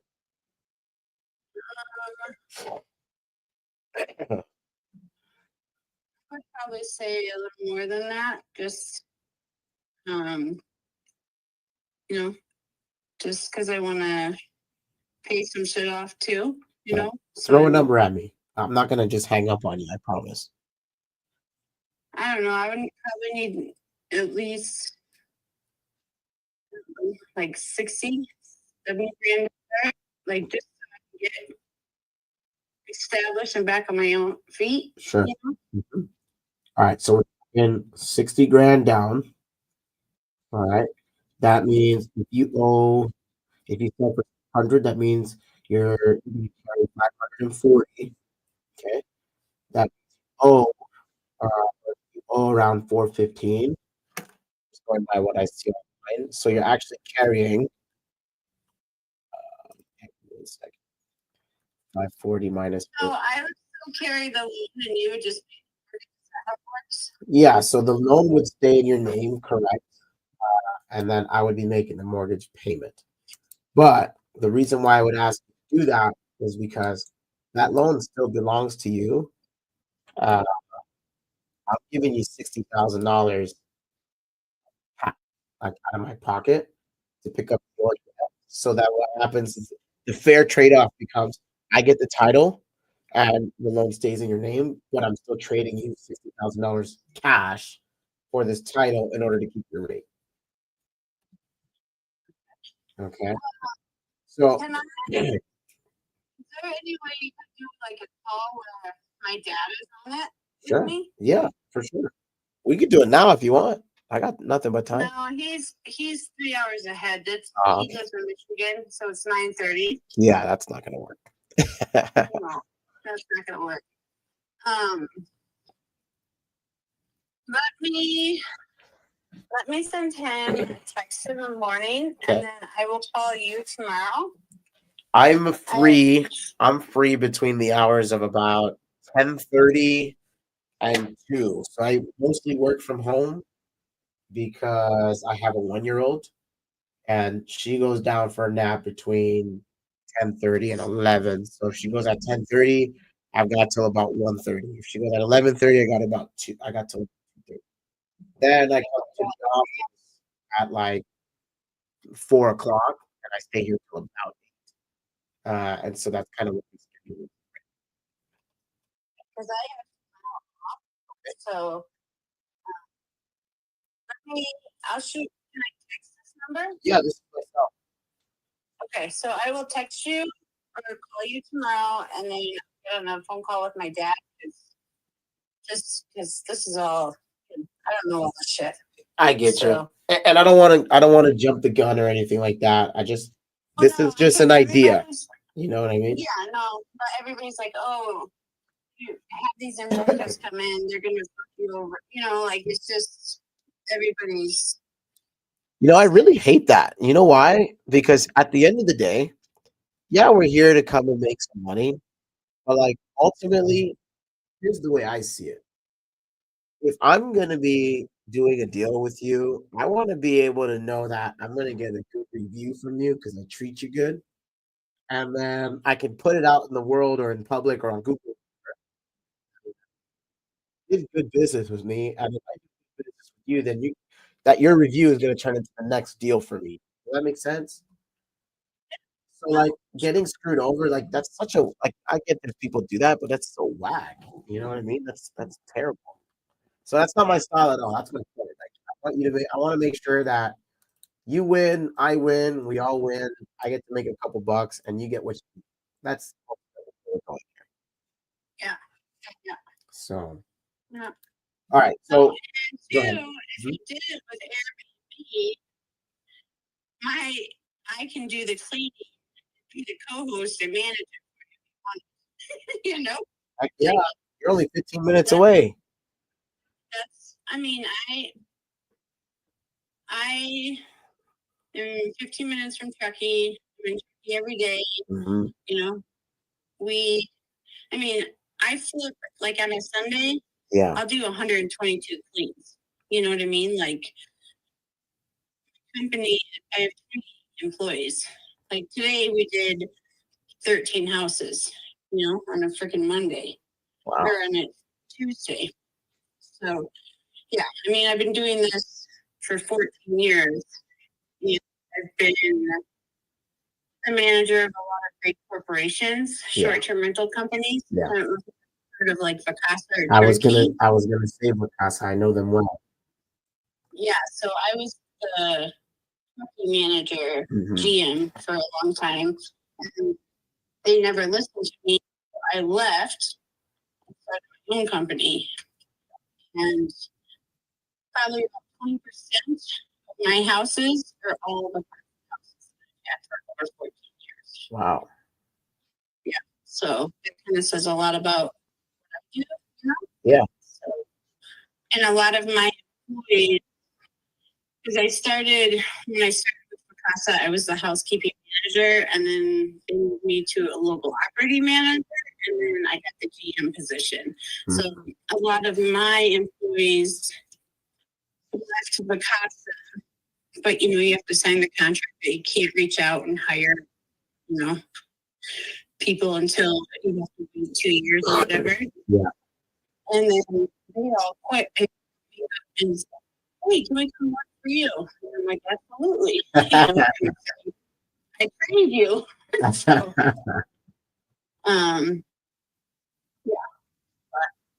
All Look, right. Well, yeah. we're not far off. I think that, I mean, obviously, we're going to need both your blessing and your dad's blessing, but I think this could be a deal that works out for all of us, where I can make a healthy return on my 60,000 bucks. You get the property off your plate. I'll own it. I'll have you manage it, and then that way, you managing it, that's additional security to make sure that nothing bad can happen because you're going to still be, or at least your company, your employees will still be kind of, looking over the house and managing the turnover, right? Right. That expense of management and stuff, I can pass that on to my tenant.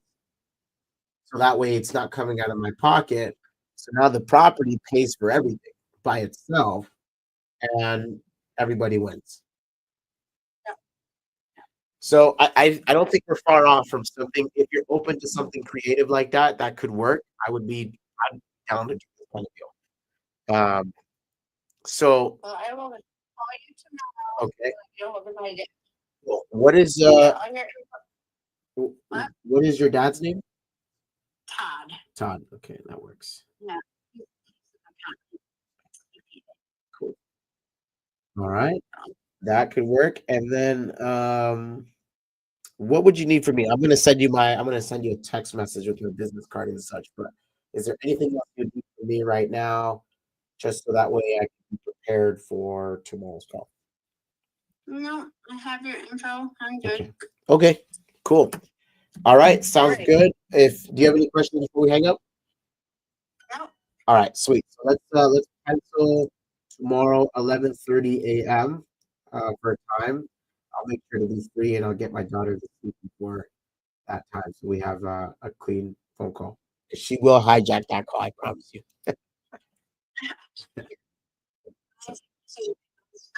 Just enjoy it. You know what? I got a 6-year-old that turned 6 like 2 months ago, and it's almost like yesterday. Yeah. So Okay. I have a 6-year-old that turned 6 not that long ago. Feels like yesterday she was born. Now I have a 1-year-old that looks exactly like her sister, and then I have my last and final. He's a son. He's coming in January, so I'm enjoying it. I am enjoying it. Sure. I'm an old lady, so You don't sound like it. I thought you were like my age, to be honest with you. I'm in my 30s. I don't know. I'm 40. I'll be 46 this year. We're not too far off. I just turned I don't look 33. it though. I'm looking. I don't. Feel it, so. You don't sound it either, so you got all those things working in your favor. Okay, sounds good, Jessica. Thank you, Eli. Yeah, my pleasure. Let's get tomorrow 11:30 going, and then we will go from there. Sounds good. All right. It was a pleasure talking to you. Have a good night. Bye-bye. All right, y'all. All right. That was a good conversation. So this deal here, for those of you that are hanging out that saw this, there's an opportunity here to make a gross 12% on your money. Is that super sexy? Not quite, but I mean it's decent. Where are you going to put your money? $60,000 into an asset at 12% passively. Right? They'll stick their money in the stock market, and they're getting on average 9% per year through the S&P 500. Okay, this 12%. You get a house near Lake Tahoe, which is a very hot spot. In the wintertime for vacation rentals, what have you. There's furnace finding, there's Reno, there's all these things there for the and it's in good condition. So, for the right person, you have a buyer for this as well. But for the right person, this is a good little seller finance deal with some equity baked in and the ability to make a couple bucks. Now, this girl's asking for $60,000 down. She's got a 5.2 interest rate mortgage. She owes 415, so she's actually walking with 125. We said yes to that deal. So what we got to do is we got to find out what is the least amount she'd be willing to take. I think 50 is the magic number, but hey, we'll see tomorrow 11:30. You guys won't be able to see that call only because I will be at home. I am working for the office right now, and that's where all my recording stuff is. So I will be back tomorrow, this call, with an update as to what happened, and you'll be able to find out what happened from that call after that. Will that be a deal? Will it not be a deal? I also don't know. So we will go from there. This guy's asking for actually, my buyer, that's interesting. My buyer who is up in Northern California just texted me looking for a deal. So this deal might already be sold before we actually buy it. So we'll see what happens tomorrow. We will go from there. Okay, next lead. Next lead, next lead, next lead. You guys are gonna have to forgive me. I got the sniffles. Oh boy. Okay. I'm gonna add this lead here. Just Jacobs. I'm gonna send her a text with my name.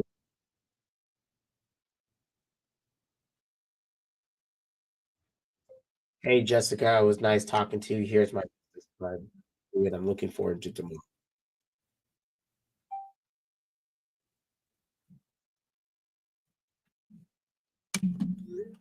All right. Next property. Property. Who shall we call next? Who shall we call? All right. So not ready. I gotta write my notes from the last couple of calls. Give me a second, guys. I gotta write this in. Otherwise, I'm gonna get out of control. All right. So not ready to sell yet.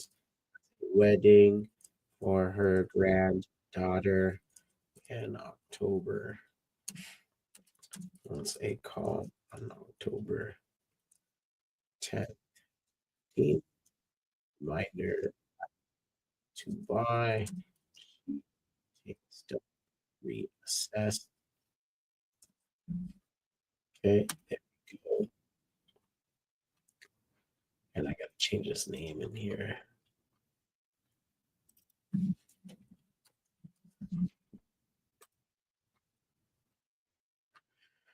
Okay, next. I'm gonna add this lead into my system. Add lead. Jessica Jacobs.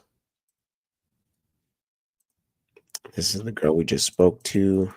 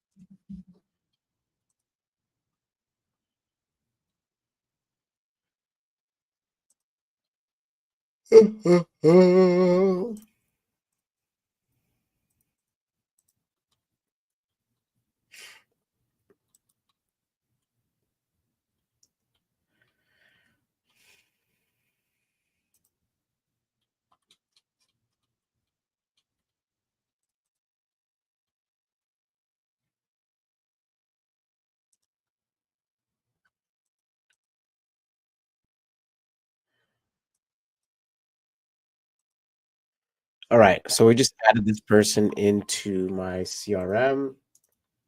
I am now complete with that. I'm setting an appointment for myself tomorrow at 11:30. Okay, offer call.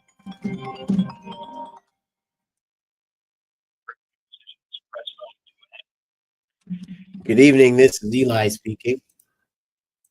Hey, Eli, it's Jeffrey. How you doing today? Yes, sir, I did. How are you? Eli, good, man. You ready to buy one of these properties? I'm ready if you're ready.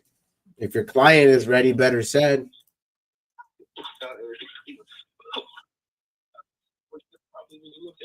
Willowbrook. Family house. Nah, there was I think it was 14 units.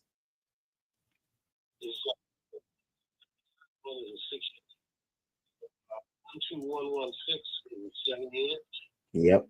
and the 12106 6 units. Mhm. You know, all studio style. The 7 unit side there's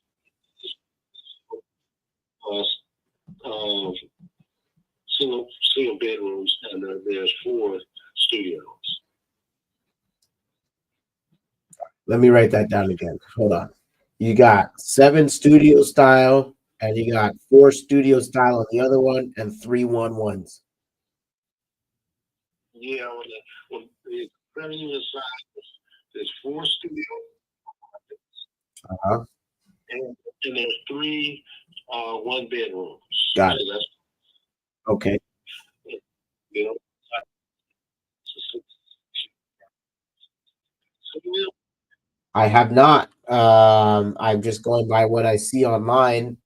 I assume that they're all in really bad condition. Okay, that's quite all right. I like bad condition because it gives me an opportunity to add some value. So this is good. All right. When we say bad condition, I already know I'm gonna renovate units on the inside. Talk to me about the outside. Driveway, roof, HVAC, electrical plumbing, things like that.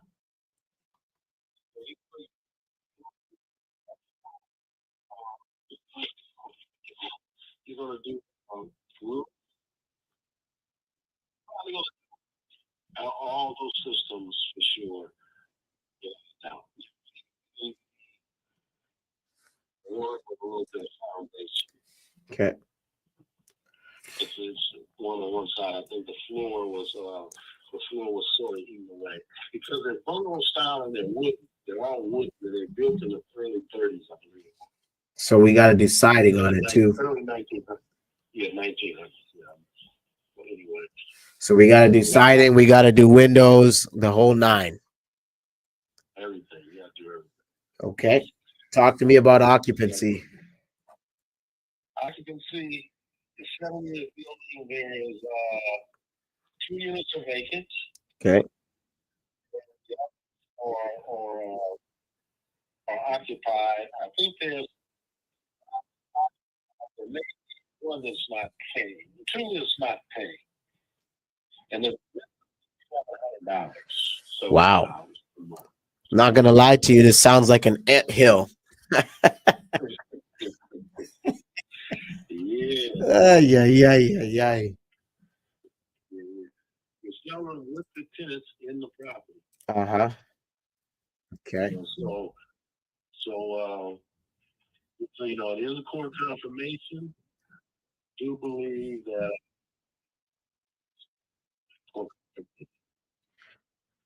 The court's not gonna like my offer.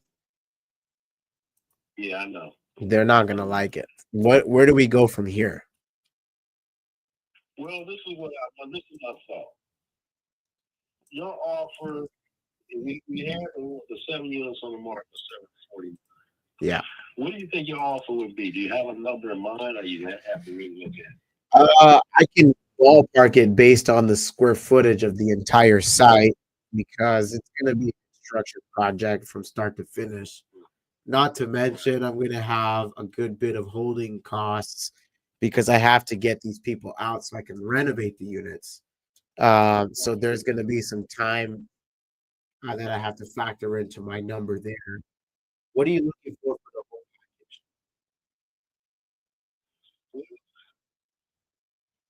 package? You know what? We were looking for we wanted a person to come in at least with a 90% off. So now that it's down to It'll be like 650 or something. yeah, 6 something. But so what do you think about a number like that? So 675 is the number for, and that's for 14 units. No, not for the whole, not for this.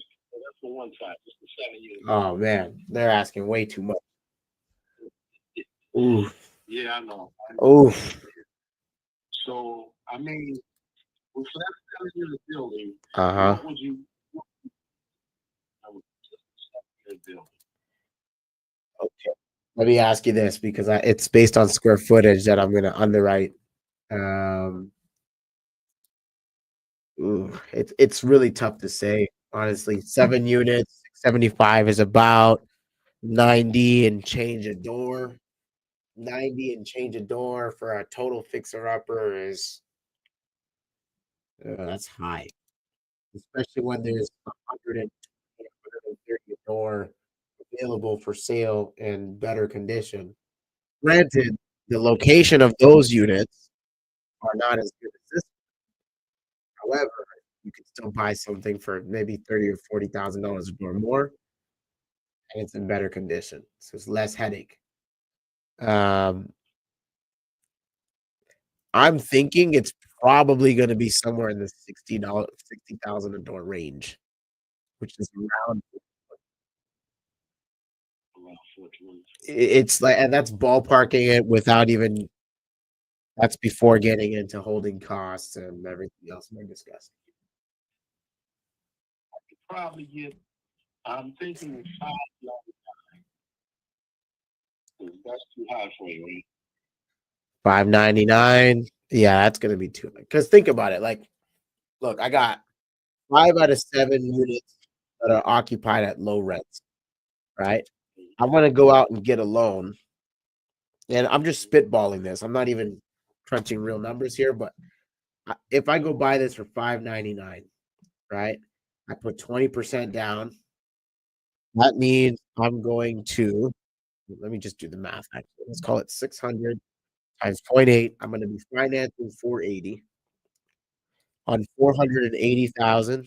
I'm going to have an interest rate of about 7%.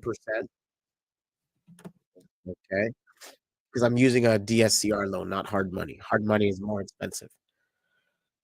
So 7% on. Hold on, let me pull up that number. I'll tell you exactly what it is. Let's go here. Okay, 600. Calculator. Let's put it at 0. Purchase price is at 600. Let's go put this at 7%. All right. So my payment at 7% before taxes and insurance. Excuse me, 480 at 7% is going to be $31.93 a month. Now, if I look up the taxes on this building here, let me pull that up. What's that address? 12120 Willowbrook. Okay. Here we go.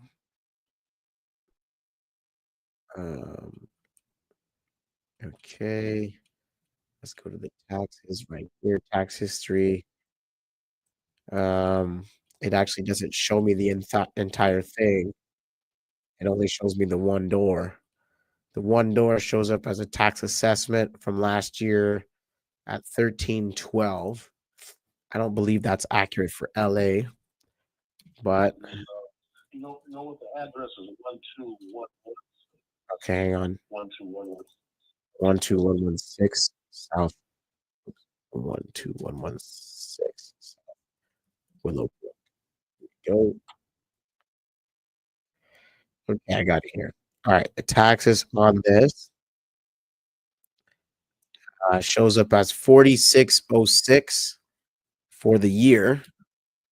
Divide that by 12, $183 a month, and then insurance is probably going to be around maybe $200 a month.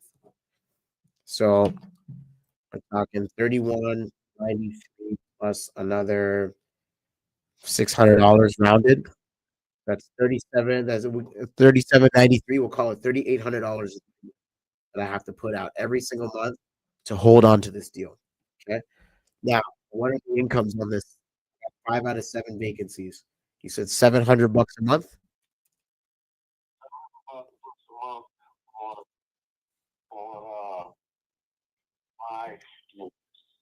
Okay. Okay. So I'm cash flow negative because 7 times 5 is 3,500. A rounded safe number is 3,800 is my debt service. That lender will not qualify me at all. So now it puts me in a position where I have to go out and get hard money at 10%.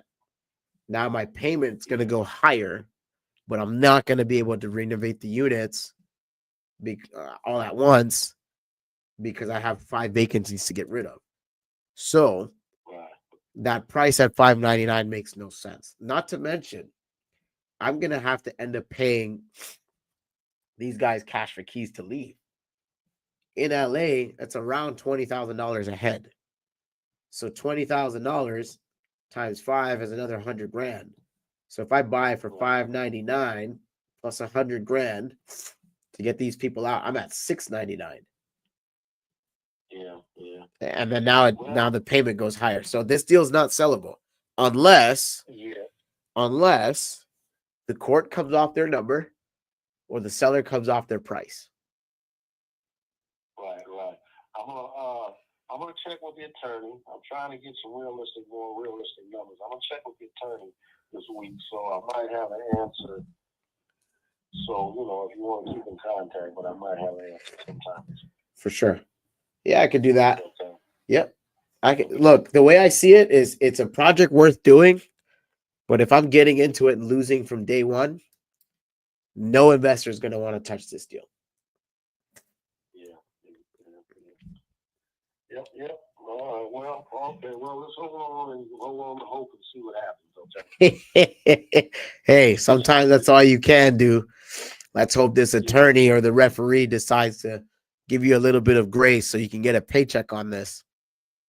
Yeah. You've been working hard on this one. I remember I called you back in like June, I think, on this. Yeah, you probably did. I've had them for a long time. Yeah. So we haven't moved them yet, and the market is seeming, kind of looks like it's slowing down a little bit. What do you think? Oh, I agree with you. I have several projects. Matter of fact, now that you asked, I just lost a property in this market to foreclosure because I couldn't move it. Right. I fixed and flipped it. I bought it. It was a cheap house, but ultimately I spent $75,000 of one of my lender's money. He was a private lender. And ultimately, I ran out of time between when he had to get paid back and when the deal would actually close in an escrow. And so this market is not a market to be gambling like this and going cash flow negative. It's not that market. Yeah. Seems like things are kind of slowing down. It's not really moving as fast as it could, but any event, hey, let's talk eventually, okay? Maybe next week, this weekend or something.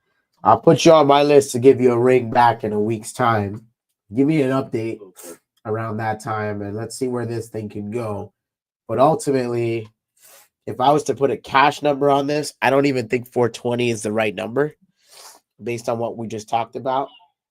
I'm not looking to make a killing on the cash flow because there's no value in it for me unless the buildings are renovated and we got max rents. You get me? So, but I do want to be in a position where I can at least cover my mortgage and I'm not stressing at the end of every month while doing a construction project. So factor in, I'm paying cash for keys on top of the purchase price. Yeah. You know what I mean? And that's $100,000 I got to pay to get these people out.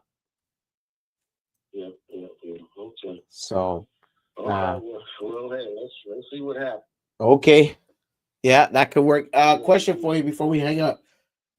Those other 7 units we were talking about, what kind of income do we have on that? There's 6 units. There's a 7 unit and 6 units. 6 unit side, 12106 Willowbrook, and the income is like $600 per unit over there. But there's one that's vacant. You said the income was $600? Yes, sir. Okay. And there's one vacancy, so we got 5. So what's that? 6 times 5 that's $3,000. Right. Sorry, I got the sniffles. So $3,000 on that second set of units, and $3,500 on the first set. So we're looking at an all-in So as a package deal, okay, I see what you were doing here. So I would do this deal as a package, but it still puts me in the same predicament, right? I gotta spend another 50,000. Actually, no, that's wrong. 20 times 10, that's 200,000 that I gotta spend on getting these people out if they're willing to take 20,000 a family.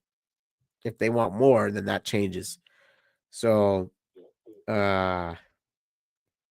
and I got to be able to go at least cash. I got to be able to at least break even between what I'm holding the property for and when I start to get these people out. That's my main metric. Okay. So let's follow. Let's reconnect back in a week. Let's see what's going on, and let's if we can make it pencil. I'll put a real number in front of you based on what happens in about a week's time.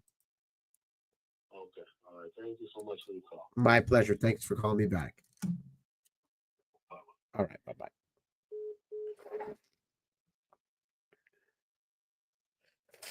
All right. So obviously, this guy is asking for a whole lot more than what the bank will even finance. There's nothing here. Sometimes I wonder where these people come up with these asking prices. But what happens is that in probate, this is where you get too many cooks in the kitchen and there's no deal to be done, So this is unfortunate for the sellers. They want to sell, but the referee ain't allowing the sale to happen. So let's put in some notes here. $599 asking price. Okay. Income on the building is $3,500. Debt on the building at 7% equals $3,800 a month. Cash flow negative by $300 a month. No good. Okay. Additionally, set of units.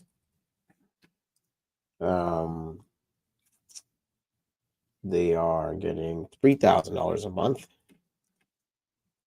Okay, full renovation required. So we're talking roof, HVAC, electrical, plumbing, foundation, parking lot, siding, windows, and full interior. Plus 10 tenants at $20,000 a head to remove them. Likely offer to be around $650K for all units. And that's it. That's an aggressive offer, but guess what? It's not my fault the property's in that bad a condition. So 60 a door was my ballpark price. It's actually like 46 to 50 a door. So I was a little bit on the high side, but hey, that's where it is. That is where it is right now. And so all you can do is shoot your shot. I am going to call this guy back in about a week. 650 is my purchase price. It's a verbal offer. That is offer number 2 for the day. All right. Let's go ahead and keep on. We got an hour left before we're going to wrap up for the night. So let's go ahead and call the next lead. The next lead comes out of, now guys, keep in mind as you're watching this, if you see it, when you see it, I am not writing offers to just wholesale. I am writing offers for my portfolio in real life. Okay. Some people like to go ahead and, I'm just going to wholesale this. Yeah, you can do that. Excuse me. But I stress again that when you do that, you shut down all your options, right? You got to get some momentum in the door. So the easiest way to do it is to offer based on what you want to do. And then once you get the offer, at that point is when you decide, All right, am I wholesaling this? Am I flipping it? What am I going to do with it? But it's not until you get to that point that's when you're going to decide whether or not it's worth anything else to you. But again, don't go into a deal. This is my recommendation. Don't go into a deal where you're going to only be able to wholesale it. Don't do that. I don't recommend it. Okay.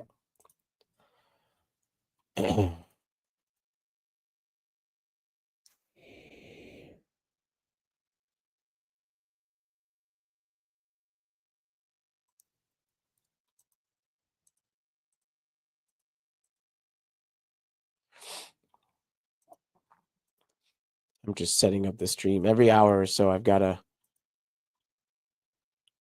to reset this Instagram stream. All right, let's keep going. Shelly Rowland. Did she end up selling this property? I don't know. Let's find out. This next deal comes out of Apple Valley. Apple Valley is a great place to go ahead and do some deals. Oops. Let's go back to here. There we go. Apple Valley is a great place to get deals. Great place. Great place. All right.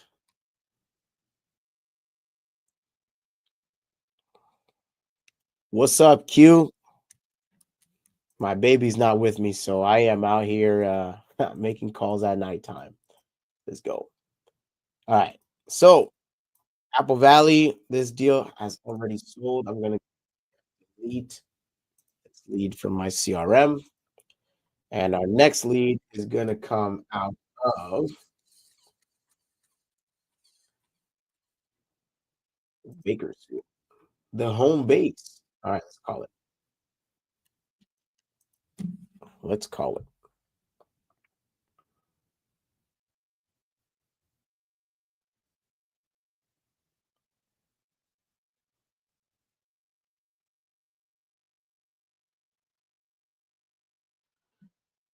Right. Nikki Pearson is the seller. And she sold. Okay. Yeah. All right. On to the next. Our next lead comes out of San Bernardino. Did they sell? They did not sell. Let's give them a buzz. 6.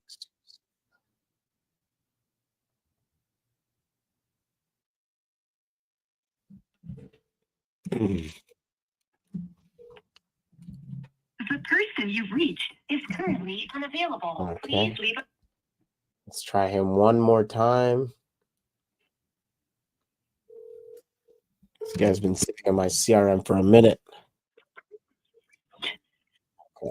He's not available. I'm just going to text him and move on. Our next lead comes from Montelongo. ¿Qué paso, amigo? All right, our next lead comes from Sunland. Sunland, you're on the clock. Okay, they wanted to sell this guy. All right, Mr. Batas. This guy tried to sell me a property in Big Bear and had it under contract. During the contract, things fell out. No, I'm not cold calling, Chris. I am calling leads from my CRM. We had that deal under contract, but I couldn't move it because it was just he had to involved in the deal, so he wouldn't let me really work my process. You need a cash buyer in El Paso. Bro, I got you. I got El Paso buyers. What do you have? David, how are you, my friend? Hey, how you doing? Good. I don't know if you remember me, but this is Eli. You talked to me in the past. We were working together on your Big Bear property. And then Yeah, where you going? I'm good. Did you end up selling your house in Big Bear, or what happened with that? No, You didn't sell it? no, I got an agent on it. Oh, okay. Well, I wasn't calling you about that house. I was calling you about Sunland. Oh, how you? What about it? I want to I buy got it on if it too. I want to buy it if you want to sell it, but I don't have any information from you. I don't have any information from the listing, and it's been on the market almost 2 months. So what's the story with? The agents and the are canceling now, so I'm getting ready to but you won't cancel and return my post. That's not legal. They're not allowed to do that. I know that, but I don't know what to do. When are you going to the Philippines? As soon as I get the cancellation because we're over here when I'm gone. Do you live at that house now? They haven't showed the house. They haven't done nothing. Holy moly! Who did you hire? Some people from Manhattan Beach or something. No, bro. You got to get some people in your neighborhood that knows your neighborhood. No, I don't know what the hell. How the hell cancel? Who you gonna buy? You gonna buy it for it? Well, I'm looking for a house to buy. Actually, I'm looking for a house to You flip. yourself? Yeah, Oh, to flip. Okay. that's what I do. That's my main business. And so Oh, if I can't buy it, obviously I have some other options because I want to help out as many people as I can. But at the same time, I mean, it looks like you want it sold and you're stuck in between. Your agents suck. And you're leaving the Philippines. So here's what I can do for you. I can show you how to cancel it. You just write a letter to the broker, email them, I and just. did. And how long ago was I that? I keep emailing him. I don't know, a while now. All right. Well, then your next step is to go directly to the board of realtors, the NAR itself. I did. And they didn't get back to you either. They got, and they said I want to deal with the ombudsman. Your what? Sorry. Ombudsman, like they're judges or something, or Okay. real. You heard of him? Ombudsman, OMBUDSMNEN. Nope. I don't know what that is. A bondsman? Ombudsman. No, I don't know what that is. Anyways, I figured I'm just. oh! I know what it is. I do know what it is. An ombudsman. Yeah. It's the guy that is like they're responsible for checking the complaints and making sure the agencies do what they're supposed to do. Yeah. You called them too? Ready to. All right. Before you go down that route, let's talk about the house. Let's see if I have an opportunity here. Okay. Oh, Talk to me. I can see here that you have 3 bedrooms, 2 bathrooms, 1,300 square feet, big lot, 6,200 square feet. 1955 is when it's built. Does that all sound right? yeah. What kind of condition is the house in? Is it like HGTV where they flip the house and it looks amazing, or does it need some help to get there? This is cool. Like what? Painting in exterior. My picture in the front, it's a little crack, and it's not danger. It's not because of the tree's been there. The crack's been there a long time. Is there a tree on the made there? Yeah, the Yeah. front tree. Yeah. Okay. Okay. But it doesn't cost that much to fix it. Probably 10 grand. You know. Did you get a quote? Not yet. I was in the house, so you know. And I do concrete too. That's easy to fix. You know. I had concrete trucks for the last 35 years. I have a job in Malibu tomorrow. Oh. You know. Okay, but I mean, you both know if you're doing a patching job, that's one thing. But if you have to go underneath and remove roots, that's a completely different job. Yeah. Does it need? Is that what it needs? Yeah, but I don't want to cut the tree. You know. Something has to be done. You can't just leave it like that. But I figure if I sell it as it is, you know, I don't want to see the tree cut. I see. Is there sentimental value to the tree? Yeah. If, you know, if they buy it as is, you know, they can cut the tree. I'll be gone. I don't want to see the tree cut. Okay. All right. Well, I'm interested in doing that. I like the sound of that so far.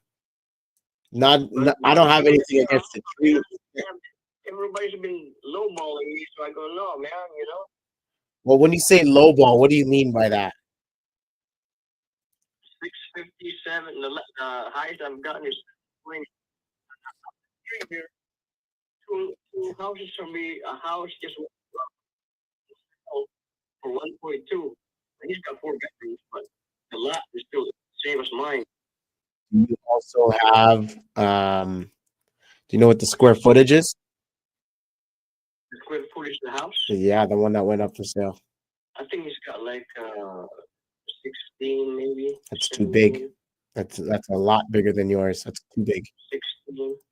Mine's only almost 14. Yeah, that one has 2,800 square feet. Is that up the street in Oro Vista? Yeah, 10124 Oro Vista, 2,800 square feet and a quarter acre. No, that's not the same one. Yeah, it looks the same in the front too. It's got the big tree in the front with the black shutters. The red style, right across the street from you. Yeah, but 2 doors, two is over. Yeah, that's they got 1.2, and that's a 20. That's double the square footage. So that doesn't compare at all. So look,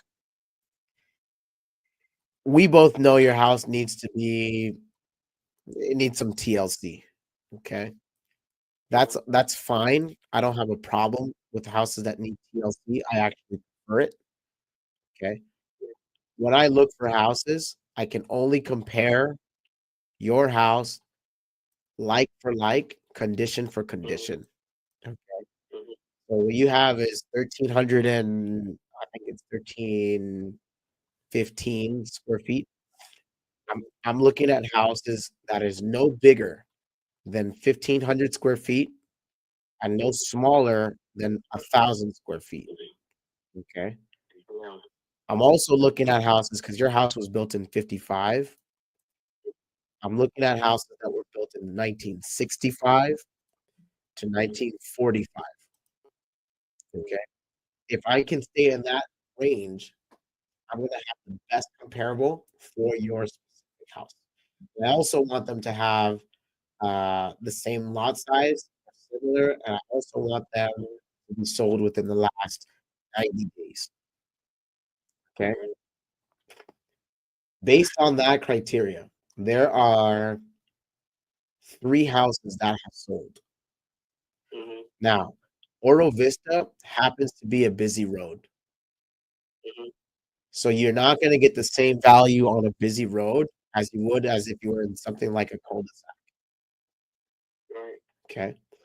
Now, granted, with all those things in place, I have an average resale price for that type of house and the last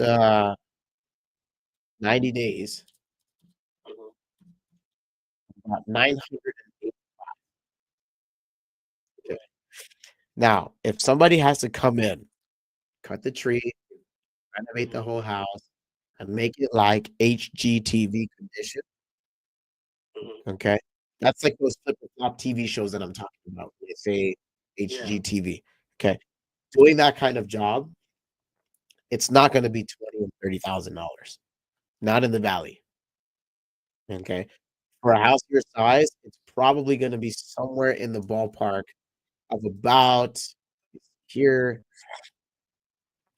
It's going to be about $65 to $85 a foot for that kind of job. Okay, so now when you say you're getting lowball offers at 650, someone that's going to come in and spend, $85,000 on your house based on the square footage, they got to make some kind of money on the back end as well. Yeah. So what would you? I mean, what's the least you would take for it the way it is?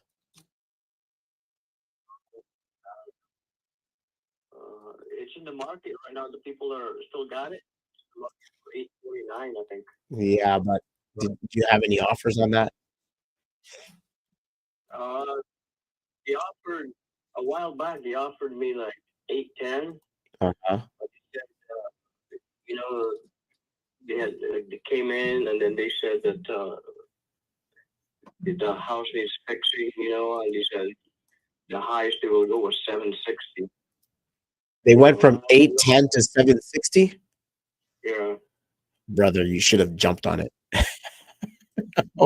Are they drunk? They went that high from that low? Yeah, but I told them no. Oh man, maybe you had too much giga water. Because I can afford to keep it's no big deal, So then why sell it? Well, because I won't worry about it. Yeah, it's So not. if It's I not. don't get a good offer, then I just won't sell it. In your opinion, what is a good offer? You tell me. At this point, probably 750, because if you spend like I said 85,000, so it'll be like 820, and you can sell it for 950 to 980. You still make 50 out of it. Whoever buys it. Not true. I'll tell you why. Why? You have to pay an agent on the back end. Mhm. Agent at 2.5% is 20. I have tax withholding. That's 3.3%. That is 28,500. So already selling expenses, we're spending 50,000 to sell it. So 150 is not happening. Yeah. Then What do you figure I should? honestly, a really good price to sell it would where somebody look. Let me put it to you like this: if this is my rule of thumb because I'm the one carrying all the risk. Okay. If I'm coming in and I'm buying this deal, and I'm going to spend $88,000 or $80,000 on a renovation, I want to be able to make $80,000 back in profit because I'm carrying all the risk. Real estate, we build a high risk game. So I don't think that's unreasonable. That would leave me about 8%, 9% in profit. Okay. Now, on average, it takes me about 90 days, maximum 100 days to fully renovate a property and get it back on for sale. In today's market, if I buy the house today, 100 days from today puts me at November, Thanksgiving, Christmas time. That means I'm going to sit on that house for another maybe 2 months because people are not really buying houses at that time unless I sell it really cheap. Yeah. Right? So my holding period is going to be about 6 months is what I have to budget. Yeah, no worries. What the hell happened? I don't know. You there? I'm here. Yeah, I'm here. Hold on here? Wait. Take your time. Oh, God, what the hell? What happened? I was just, I thought somebody. Hold on. Okay. All good? It changed, yeah, it changed, front change and then went to the music. Oh, Okay, go ahead. no worries. Okay, so like I was saying, going back to this, a 6 months. It's going to take about 6 months between buying it, fixing it, Mhm. and then closing escrow on the back end.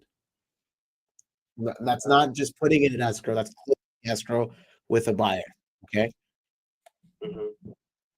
I estimate the property taxes is about $2,400 a year. Is that correct? Yeah. Okay. So, About- Okay. Now I'm also borrowing hard money to do this. So I have a 10% loan, and I'm paying. Uh, I'm doing the renovation in that. So it's going to cost me for the money to do it. It's going to cost me 42,000, or actually 43,000 if I round it. 43,000 to get the loan. And $819 a month plus my mortgage of $5,600 to hold the property. Then it's going to cost me 13,000 to buy it from you, and it's going to cost me $67,000 to sell it between the taxes and the real estate agent and the attorney's fees on the back end. Okay, all of that has to get paid. I'm going to invest $85,000 to do the house, provided it is a cosmetic job, like you say, and I want to make that money back. So let's just do some quick. Okay, we've got 67 plus 13 plus 43, 123. I'm going to spend 85 on it. I want to make 85 back. Uh, okay. And I think I could probably resell this property for around 900. And I say 900, not 985, because again, you're on Oro Vista, busy road, and not in a cul-de-sac, right. right? So I think the real number is 900 to be able to sell it. That being said, oh, there we go. A 650 offer is really realistic, honestly. What's the best you could? What's the best you could do? I said the lowest I go 750. That's pretty low. Other than that, no. Okay, so That's then too low. I'm not gonna give you all my. I don't want you equity, to. man. I don't want you to. I don't want you to. I have a better idea. Here's an idea. Okay. If you finance me the sale, No, thank you. why? I'll save money No, and I can pay more. finance. No, thank you. So, Forget it, man. Just hang up. Anymore. well, Forget it. You're not gonna. I don't want to. Forget it. I'm gonna go. Okay. well, let me ask you this, and then we can hang up. Okay. If you don't end up selling it, what happens next? Oh, he hung up. He hung up. Okay, that's fine. All right. Well, no dice on that deal. That was fun. That's offer number 3, people.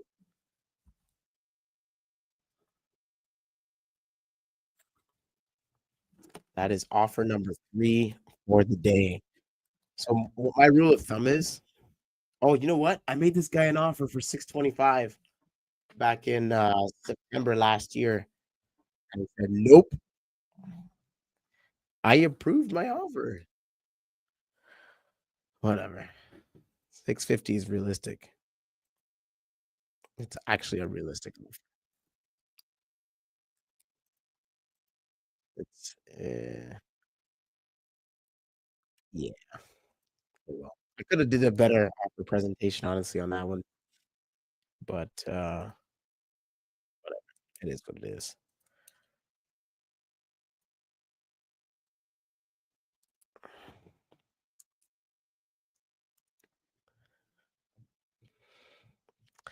All right, I'm gonna send this guy a text message, and I'm gonna put him on a drip offer made.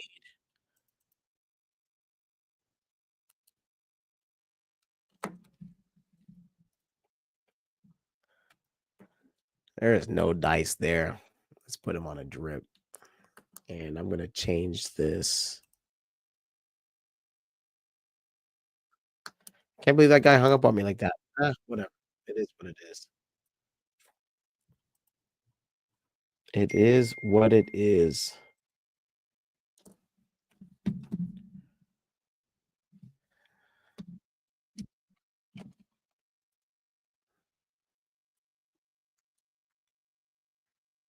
It is what it is. Offer declined.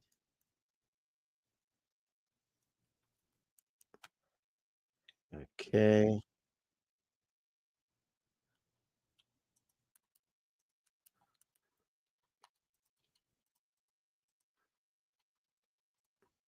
Next lead. Here we go. Our next lead comes from Pacoima. Man, let me tell you a quick story, guys. I actually lost a deal in Pacoima not that long ago. It was a great deal. And the only reason why I lost it is because I didn't put the deposit in escrow fast enough. I had the deal for 521. It was worth 765, 775 all day. And I just got so busy that I actually lost the deal.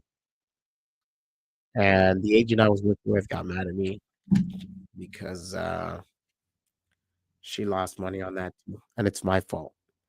So whenever you got a good deal, put your freaking deposit in escrow and close the deal. Time kills all deals. I'm telling you. The agent that brought the deal to me ended up going with another offer,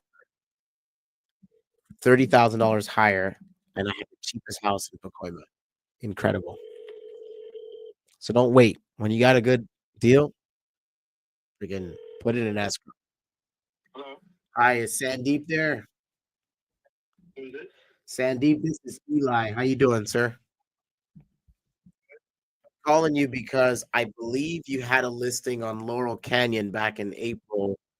Um, I don't know if that transaction sold or closed or not, but I just looked it up. It says that it's off market. Were you the on that, or were you the one selling it? Yes, I am. Yes. Okay.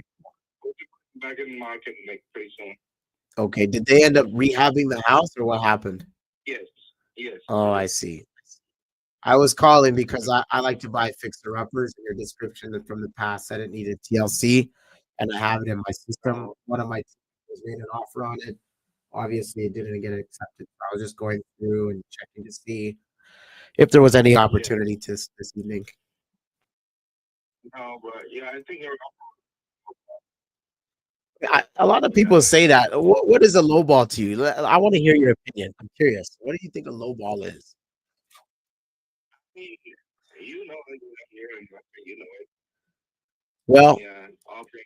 Yeah. Yeah, you know to- it. You to- guys do it all the time. What do you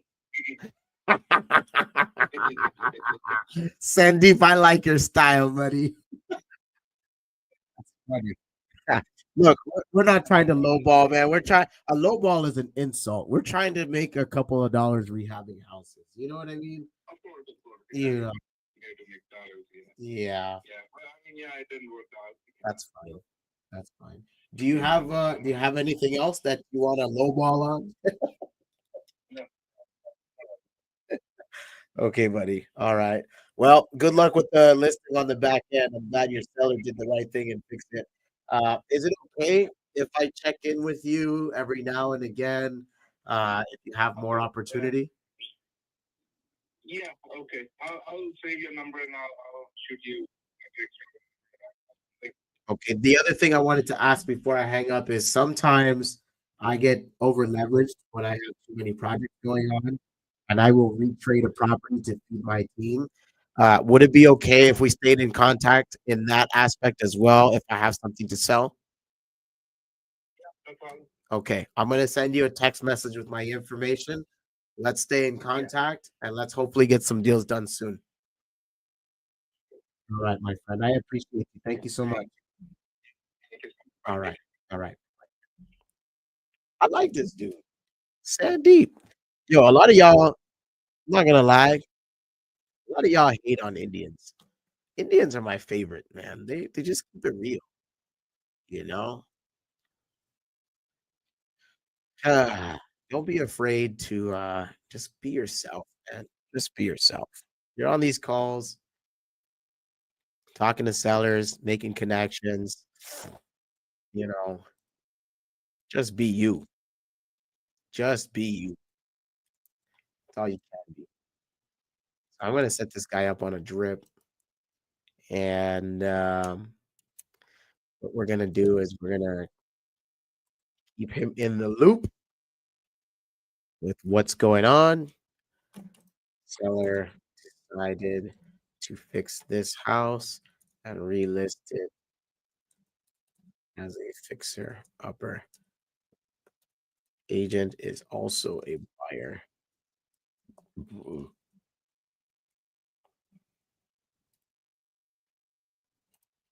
Okay, let's continue to move on. Shasta Place. This is in El Monte. Oh shoot.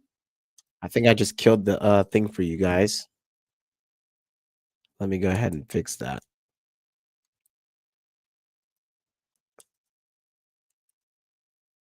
Okay, share.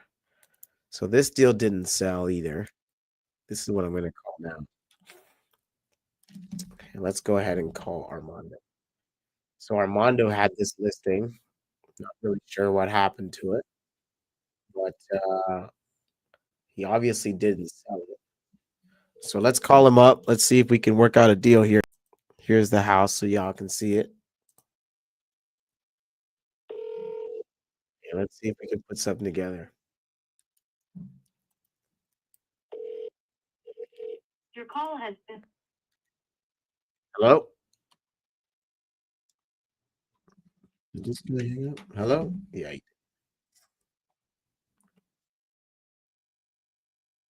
20 minutes and we're gonna wrap up here. 4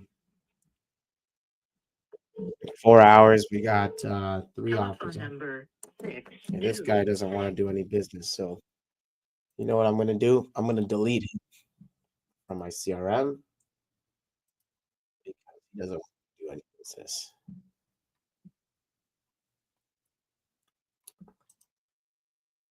Let's call the next lead. Next lead comes out of LA.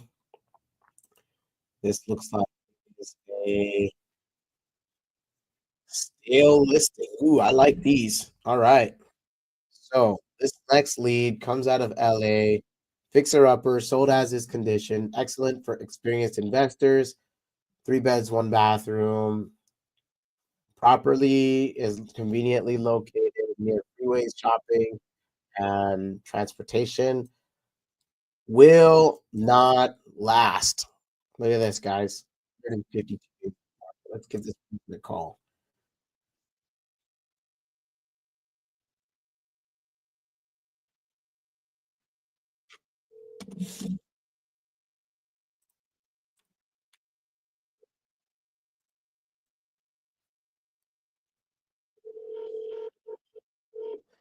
Hey, Chris, if you're still on here, send me a DM. I can help you with El Paso. I'm going to send you a DM, actually. Thank you for calling LA Life Office. We are away from our. I don't think that's this girl's number. I'll look it up here.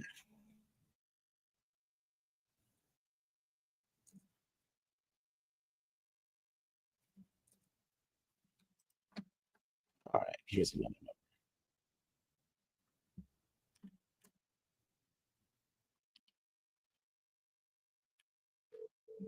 number. The call has been forwarded to voicemail. Come on, Judd. I'm not going to be able to call you during the day because I got things to do.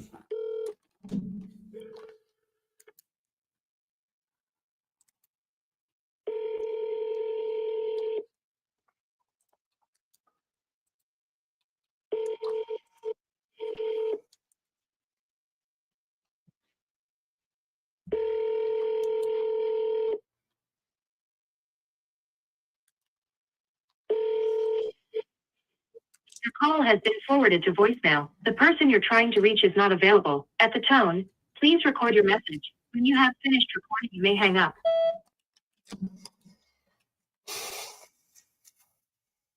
Okay. This girl's not going to answer.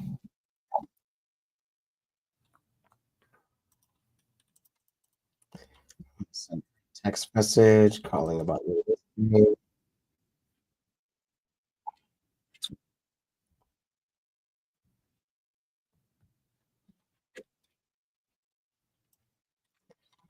So what I'm doing now, you guys can't see this, but what I'm doing now is I'm about to add this lady's information to my CRM and change out the number so I can text her.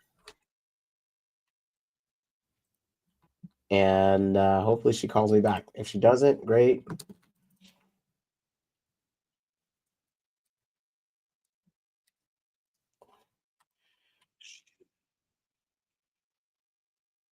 Wait on this, listening some more.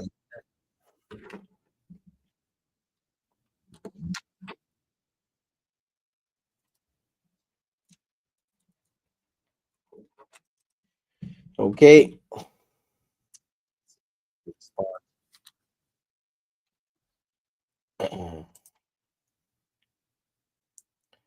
All right, our next lead comes out of Pasadena. Now, I don't typically buy stuff in Pasadena, but hey, it's in the system. It's also listed with an agent. We're going to give him a ring.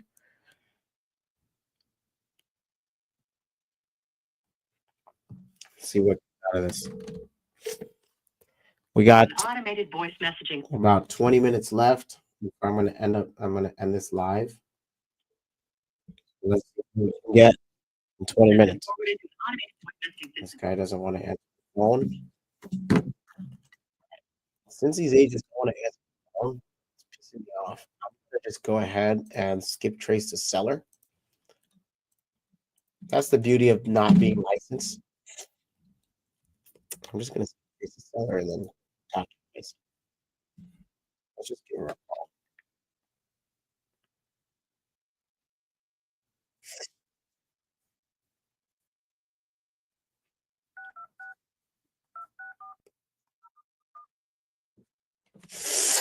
Just subscribe. Oh, wow.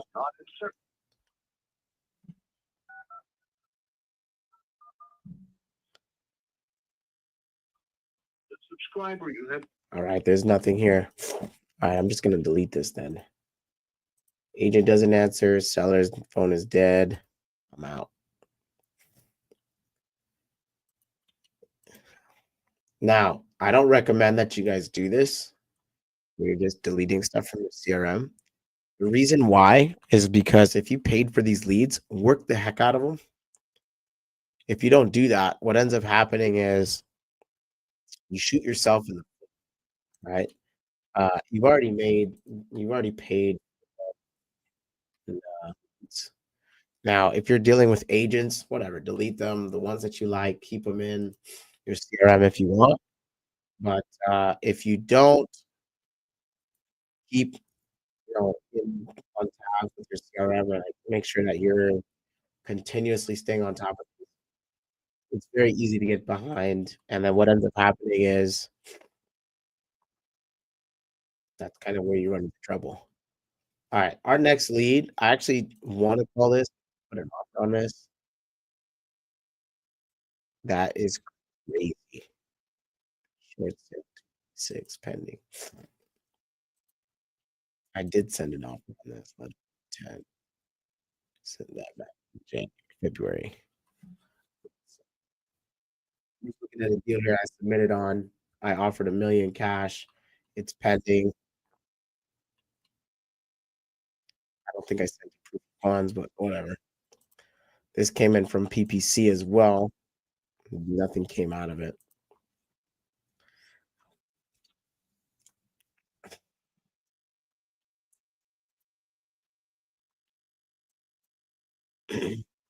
All right, let's see what happened with this one. Our next lead comes out of Bakersfield. All right, let's see. 158 days on the market. This is just an empty lot. I offered 100 on it. And I don't even want this one. I'm going to delete this lead. There's nothing here. Guys, don't keep leads in your CRM for properties you don't actually want. It's a waste of time. Don't do that. Okay? Don't do that. I don't recommend it. Complete waste of time. Oh, Rob Logan. That's my boy. From LA, originally from DC. But that's the home. What's up with it? Man, I'm just over here about to end live stream. You on live right now, brother? I'm doing live. I'm calling sellers on live, baby. Huh? Instagram and YouTube. What's up, peeps? How y'all feeling? Don't worry, nothing crazy. I wanted to check in with you because you sent me that Alabama thing. What ended up happening with it? Still want to sell it. Uh-huh. It's just we come to an agreement in regards to the number. Like the number was extremely high. That he was asking for? Yeah, like once we do the, mayo, you know what I mean? Yeah. That number was high in that area. Uh-huh. And I think you and I talked about, I think, what was it?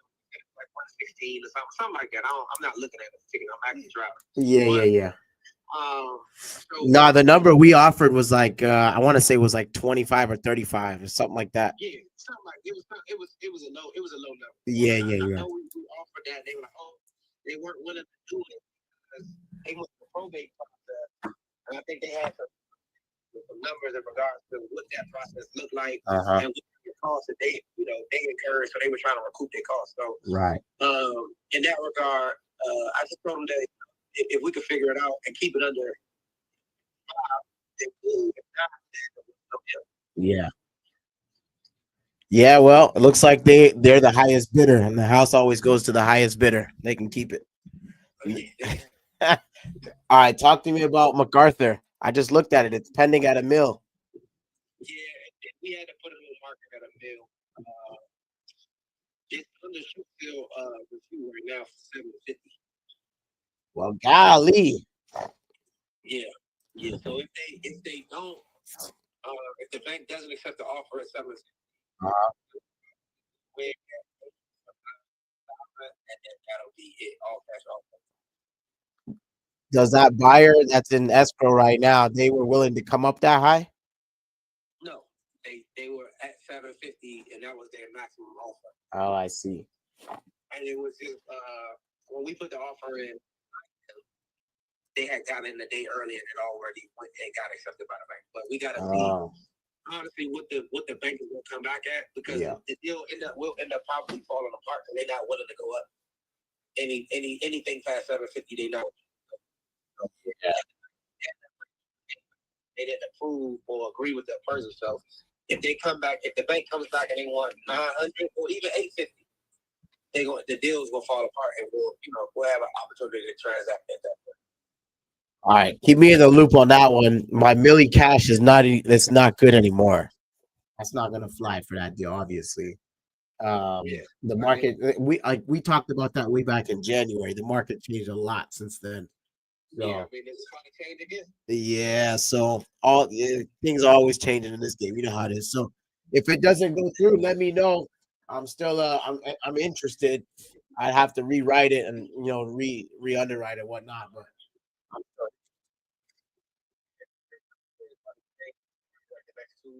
Yep. So I'm excited for that. Hopefully it works in our favor. We can get more than 7%. Otherwise, not much is going to change. We're going to keep lowering our offer price on deals, Yeah. Yep. Okay. All right. Well, that's all I got for now. I just wanted to check in with you. I'm gonna be back in LA. I was there last week. I had a couple of deals I was working. I ended up putting one under contract up in Burbank. And my buddy out there has a restaurant that he hosts a meetup on a third Thursday of the month, I think. And so I'm gonna be out there again, probably around the end of the About a month from now, I'll be back. We got to link up when I'm down there.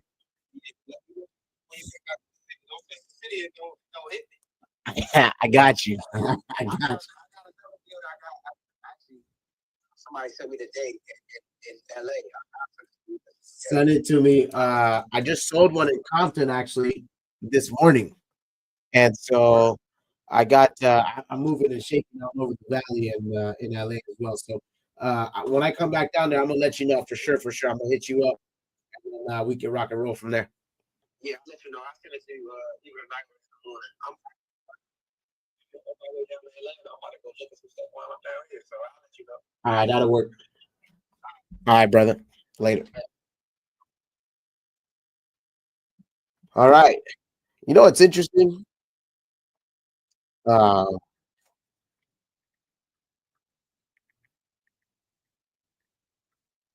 what's interesting is I've got people tell me this all the time. I got a good personality that people really like, end up becoming friends with me after I do, deals and business with them. That's how it should be, y'all. People gotta love you, right? If they don't love you, they gotta like you, they gotta trust you, so they can do business. And so Rob is the guy that found my website, and long story short, we became friends because he was trying to actually, he came over to my house. He came to my house from LA. I'm in Bakersfield. That's about an hour and a half. He came up this way and he was like, Eli was good. And we hung out, whatever was cool. Anyways, my point is if you treat people good on the front end, they're gonna treat you good on the back. All right. Enough of my spiel. We're gonna go back into this. Our next lead comes from Sacktown. Sacktown, what up? Okay, let's see what happened with this one. Gary Tolan. Who is this? Let's give Gary a ring. Gary is a gentleman that wanted to sell his property to me on 65th. And it didn't work out for whatever reason. So let's circle back with him. Let's see if we can work something out now. This is the time to be in the market. So be in the market, make your offers, and keep it pushing. Keep it pushing.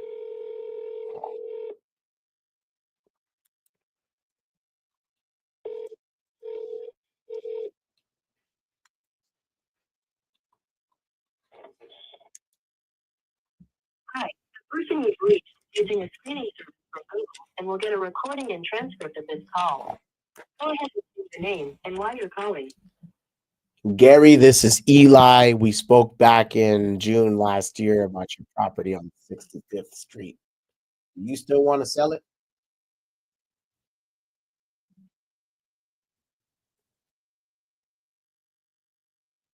Now, on these calls, you got to kind of just hang out and wait because what ends up happening is they tend to respond through these. And so if they do, you just want to be able to move on to the next lead. So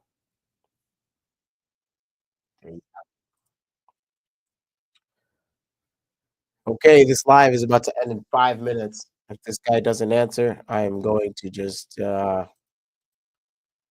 probably knock out one or two more calls. Hopefully, we get one that can kind of give you all some entertainment. The leads from my CRM. Keep in mind, I used to run a bunch of marketing to my website, cold calling, all that stuff, all the good stuff. I stopped and slowed down because things kind of got messy. So we are here. Got a couple deals in escrow, a couple stuff for sale, and okay, Gary didn't answer. I'm moving on. And we have some more opportunities, but all this stuff is coming from my CRM. That my point of saying that is once you pay for leads, guys, don't let your leads fall through the cracks. Okay, don't do that. You want to stay on top of your stuff because if you don't, what ends up happening is you're spending money for no reason. Don't let that happen to you.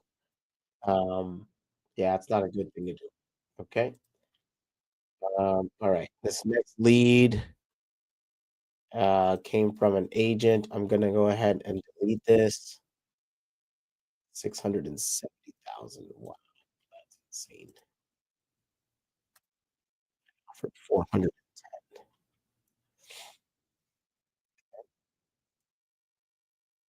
Jacksonville, Spring Hill, Visalia. Let's call Visalia. All right. This gentleman wanted to sell his property. It didn't happen back then. So now, this is my last call of the night. Thank y'all for hanging out. I'm going to let this ride out. Hopefully, we get a good conversation. If not, I will see y'all tomorrow. Okay. Try here one more time. You have reached the number that has been connected. If you feel All right. So there is no. Oh, there's one more number for this guy. Let's call him on this number. 559.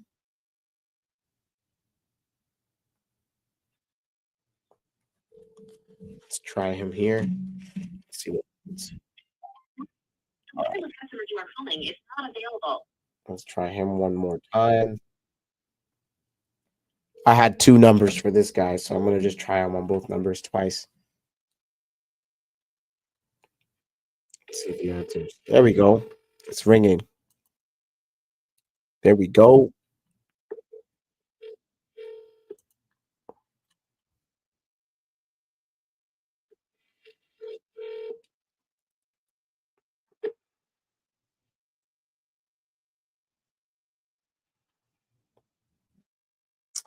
All right. No dice on this one. Let's go ahead and fix this.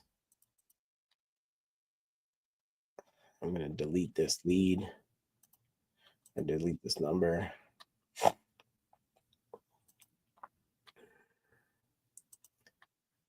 Okay. Can't get a hold of you. Mark you dead. Put you on a drip and move on. I got 2 minutes left. All right. As I go through these leads, guys, if you have any questions, now is the time to ask it. If you don't, thank you for hanging out. Dang, I lost out on this deal for $5,000. That is crazy.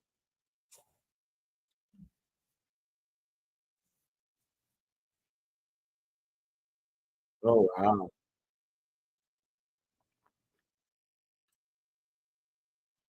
100,000 bucks. Dang, I lost out on this deal for 5,000 bucks. This is why you got to always stay on top of your leads, guys. Just 14 days ago, 16 days ago. Crazy. Okay. All right. Well, we're gonna get some new leads. We always get new leads because of the fact that we're always marketing. This guy sold for 26,000. I offered. He obviously said no. That's okay. This is the last one for the night. I keep saying that, but I am continuing on here. Red Bud, did you end up selling? You did sell. He sold that in April. I offered 240. He got 299, 999 for it. Okay. Cool. All right, y'all. It's been real. Thank y'all for joining. I will be back with y'all tomorrow, 5 p.m. We will call for 3 hours. We'll go ahead and make some offers on properties. And I am going to buy a property to flip online. So we had quick recap. We had a good property, a good opportunity in Bakersfield that came up, which was exciting. And we had another one in Northern California. And then we had one in Sunland, California. That deal ended up being No go. The seller hung up on me, but hey, this is what happens. This is what it is. I'm going to tell you guys my KPIs for the night, so you know what kind of production we had on this in 3 hours. And here we go. So in the last 3 hours, we made 31 calls. Okay, 30 actually 33 calls. If you count the stuff that wasn't in the CRM, we made offers on.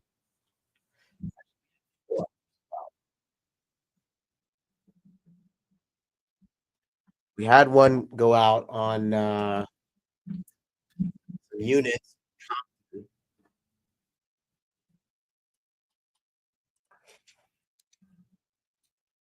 I'm gonna add this lead to my CRM as well.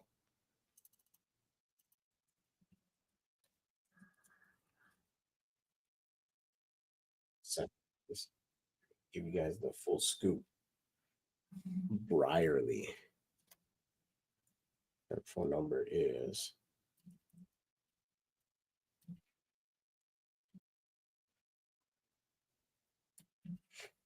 okay. Lead source. This was from. Where did this one come from? This was a referral. And this was the acquisition main line.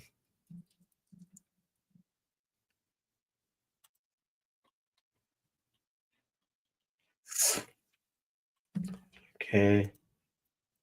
Yes. Single family. Vacant. She didn't yet.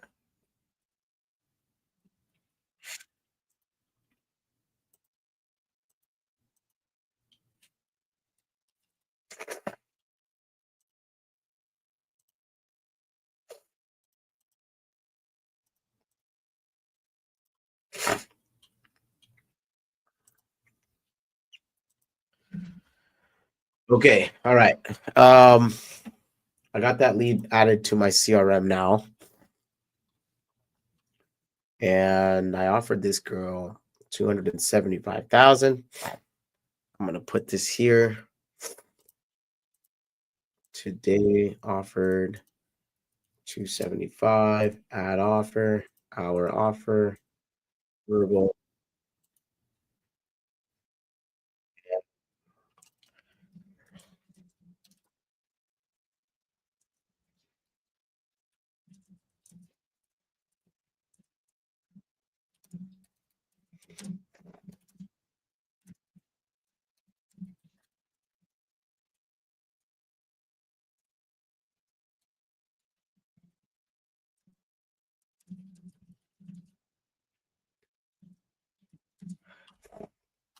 Okay, so okay, so let me go back. I'm sorry, guys. I am sorry. Okay.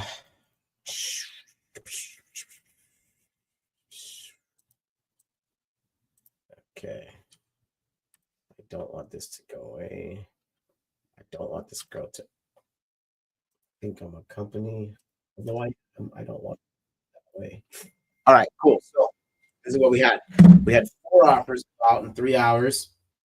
None of the offers were written, they were all verbal offers. However, I don't recommend continuing to do that because you want to get offers in front of people. So tomorrow when we're back, I'm going to be a little bit more sophisticated with offers and presentations of offers, things like that. So that way you guys can see how pro does this. Now, I'm a pro as a pro in front of your sellers. So that being said, um, we had a total of 34 calls go out in 3 hours. Okay, 34 calls, 4 offers go out, and no contracts on today, which is fine because we're going to show tomorrow we're going to be consistent. The name of the game is consistency. So I want you all to do some quick math, right? 4 offers per day at 5 days a week. That's 20 offers a week. And if you do 20 offers a week times 4 weeks, that's 80 offers a month. At 80 offers a month, you multiply that by 12. That's going to be, I believe, 700. I'm sorry. It's going to be 960 offers for an entire year. Okay. Now, if you can convert 1% of